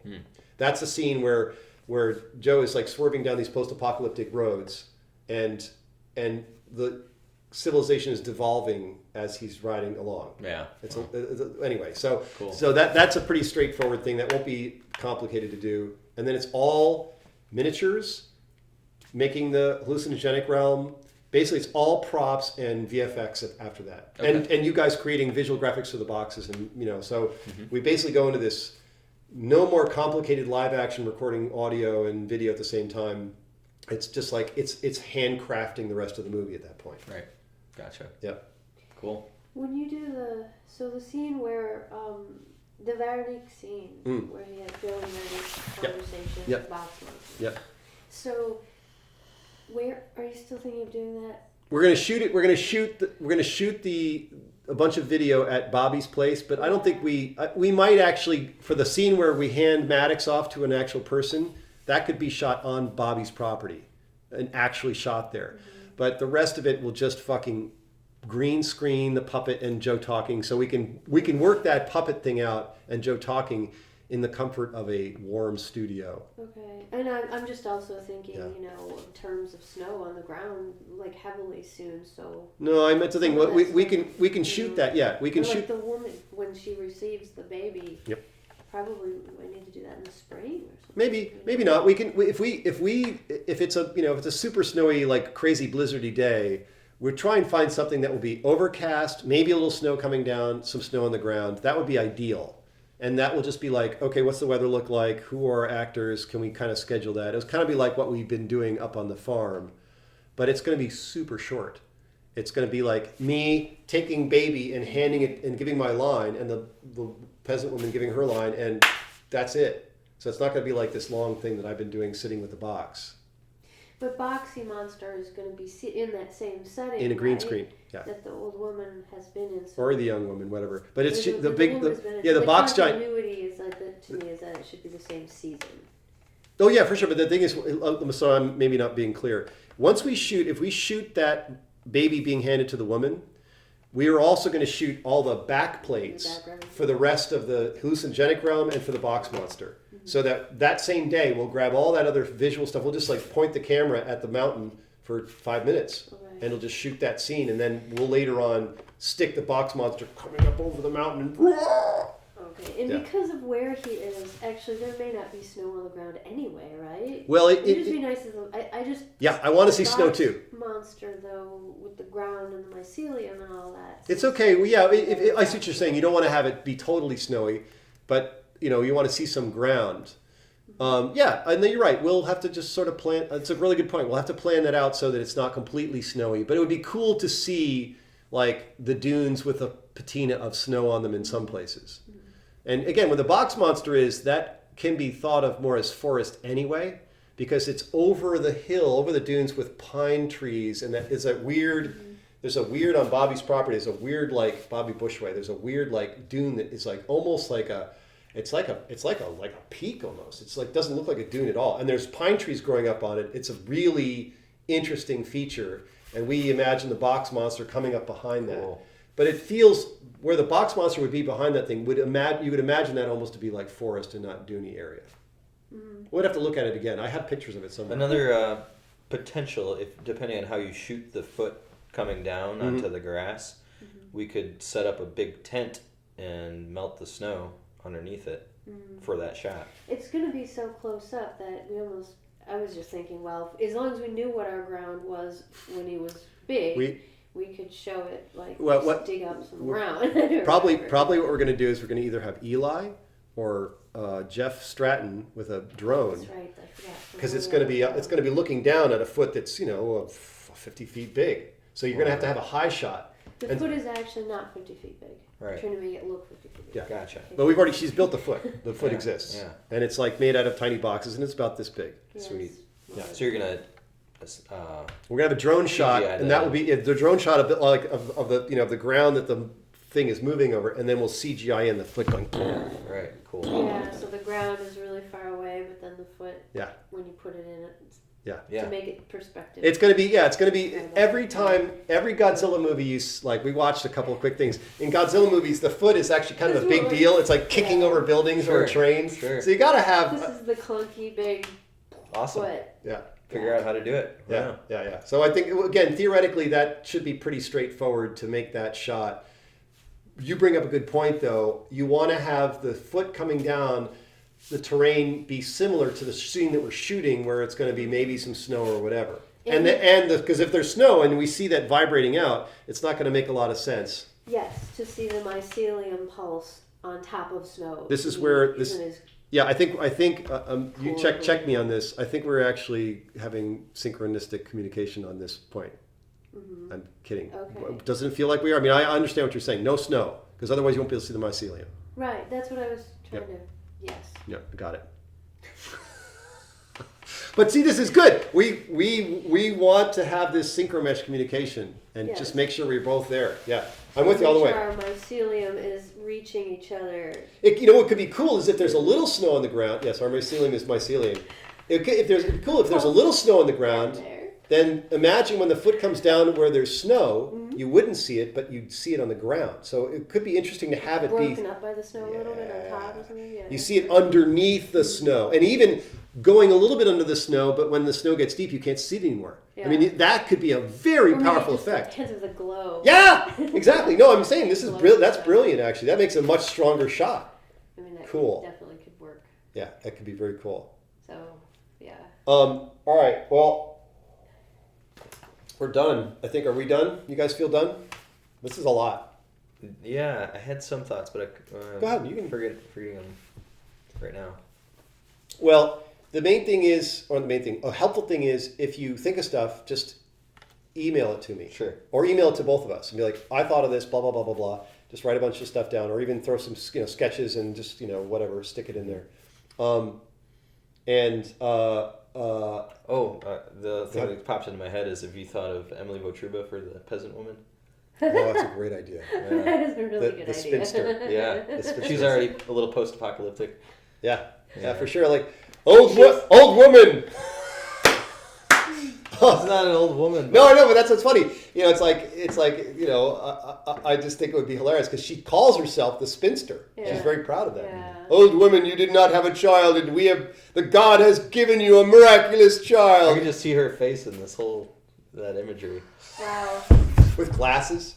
You Well, know, maybe some broken, not. like some broken taped. Just Well, because she looks post-apocalyptic. yeah. Well, I would have liked her to be in the scene with the fire, to have done some poetry. That would have been cool. But she was busy. She wanted to. She was busy. I think that's what happened. Yeah, she's just busy. Anyway. Yeah, but that's great. I love her for the old woman. She'd be cool. The thing is that what I'm thinking right now is if it's Maggie and Maddox, Maggie will be the old woman because that would be the most receptive for Maddox. Yeah. Sure. So we'll see. But again, I Maggie's kind of just going through some stuff. I guess it's hard for her to Coordinate, I need to know if it's going to be Maggie and Maddox that she is 100% down. That it's not just like, I'd like to do that maybe, because that's not going to cut it. We need to find somebody and their kid who's like fired up to do this. Yeah. And excited. Right. Otherwise, it's just going to be too. I don't want to beg people or plead with them to show up or be into it because that's just going to suck. Mm-hmm. Yeah. And Well, Meryl. maybe, yeah. Hmm. Marilyn and how old is the young- Lyndon? Lyndon, how old is He's he? probably like 3. Yeah, it could be work. That's fine. I need somebody who's like 2 or 3, 3 at the most. at the most. 3, Yeah. 3, a little bit. And I think He might be older. Maddox is maybe getting close to 4 now, probably. Yeah. Mm-hmm. But he's still the size. He's still a size that he would actually match the puppet pretty well. Yeah. Another way to go would be to just the Cast it. puppet is like the puppet after the puppet gets rebirthed, it's just a baby again that's handed over. That's true. It might be easier because the baby doesn't have to act either or anything, or we don't have the baby's not going to be like, oh, I'm afraid of you, like some children are or whatever, shy. We just would have to get a baby. And the other thing that happens here is we just put out a casting call, mother and child. Yeah. We just put a casting call out. If we can't get anybody's like, put a casting call out, and somebody's going to show up who's going to work. Yeah, and just do it like a real movie. Not just like let's try and find our friends to help us. Yeah, maybe somebody. I know a couple people that just had babies. I just love Maddox because he looks so much like your puppet. Maddox looks a lot like he looks like a beautiful version of your puppet. That's kind of sad, but you're saying he's beautiful, so that. No, he's a good looking kid. That's what I'm saying. He makes a great transition baby from the scary puppet to And he's a real kind baby. of totally a Pan. He's like Peter Pan. Oh, Child. yeah. Long red hair, scraggly. Yeah. Oh, Pulsating neurons. pulsating neurons. We're on the same page. Mycelium Rising, isn't that the name of the book? Yeah. Mycelium Rising? Oh, it's running. Never mind. Mycelium rising. That's great. That's a I good like one. it rising. Well, it's funny because they are like those little fucking. They're fruit totally balls. They're penises. Yeah. Oh, Yeah, yeah. there's that I've great. taken photographs that I will Yeah. never show anybody, Brian. They feature it a lot in the Pharmacratic Inquisition, all the sex organ Uh-huh. orientation Yep. of mushrooms, Oh, and how they're tied to sex cults of prehistory. there's images. What was that website I was looking at? It was like somebody put together a whole bunch of iconography and stuff, like old Christian iconography, where it was so. It was Blatant. all about it was all about the Amanita muscaria. That's the Pharmacratic Is that- Inquisition. So that's one of the Okay. that's the one documentary. There's a lot of them out there now. And then there's a guy, John Marco Allegro, who wrote the original book called "The Sacred Mushroom and the Cross," tying the Dead Sea Scrolls Christianity to this Amanita muscaria mushroom and a lot of fertility cults. So he was the guy that kind of originally proliferated all these ideas, and then a lot of people went further. It's funny because this movie's going to finish soon, which is good. But there's so many rabbit holes that are just kind of barely opening up, like the whole Cathar thing, and the Cathars were Gnostics, and they had all these cool things that they were doing. You wonder if they were tripping, were they actually exploring hallucinogenic things, and we don't know anymore because they were basically wiped out by the Catholics, by the Pope and the French Pope, and so it's just like that's a fucking rabbit hole. It's just like it's just interesting. It's like, you know, obviously you're going to stop making movies at some point, and this is the point we're stopping. But you know, there's so many interesting ideas. I guess I'm realizing that I don't have any dearth of script ideas. No. So many ideas, so many things, like, yeah, fun stuff. A slightly abridged version of the entire November 11th, 2019 meeting of the Shebox artists a month and a few days ago today. Wow, if you made it this far, congrats! You just earned your first Open Source Art Merit Badge, which means that you're a vanguard of the utopian collaboration culture that's just around the corner. In case you've fallen asleep, I'd like to remind you that you've been listening to the Daughter of Godcast, episode 172, 1111, and my name is Dan Kelly, Shri Fuji Split. Ready for more? We've got 2 more meetings to post and another meeting tomorrow. Maybe the next podcast will be 9 hours long. Is there a record for longest podcast in the Guinness Book? How about the record for the most documented movie making? Daughter of God has got to be a contender at this point. We are about to smash the record. Together we are making history, which, as Kurt Vonnegut opines, is just a list of surprises. So together we are making surprises, which isn't easy to do when you're omniscient, pretty sweet,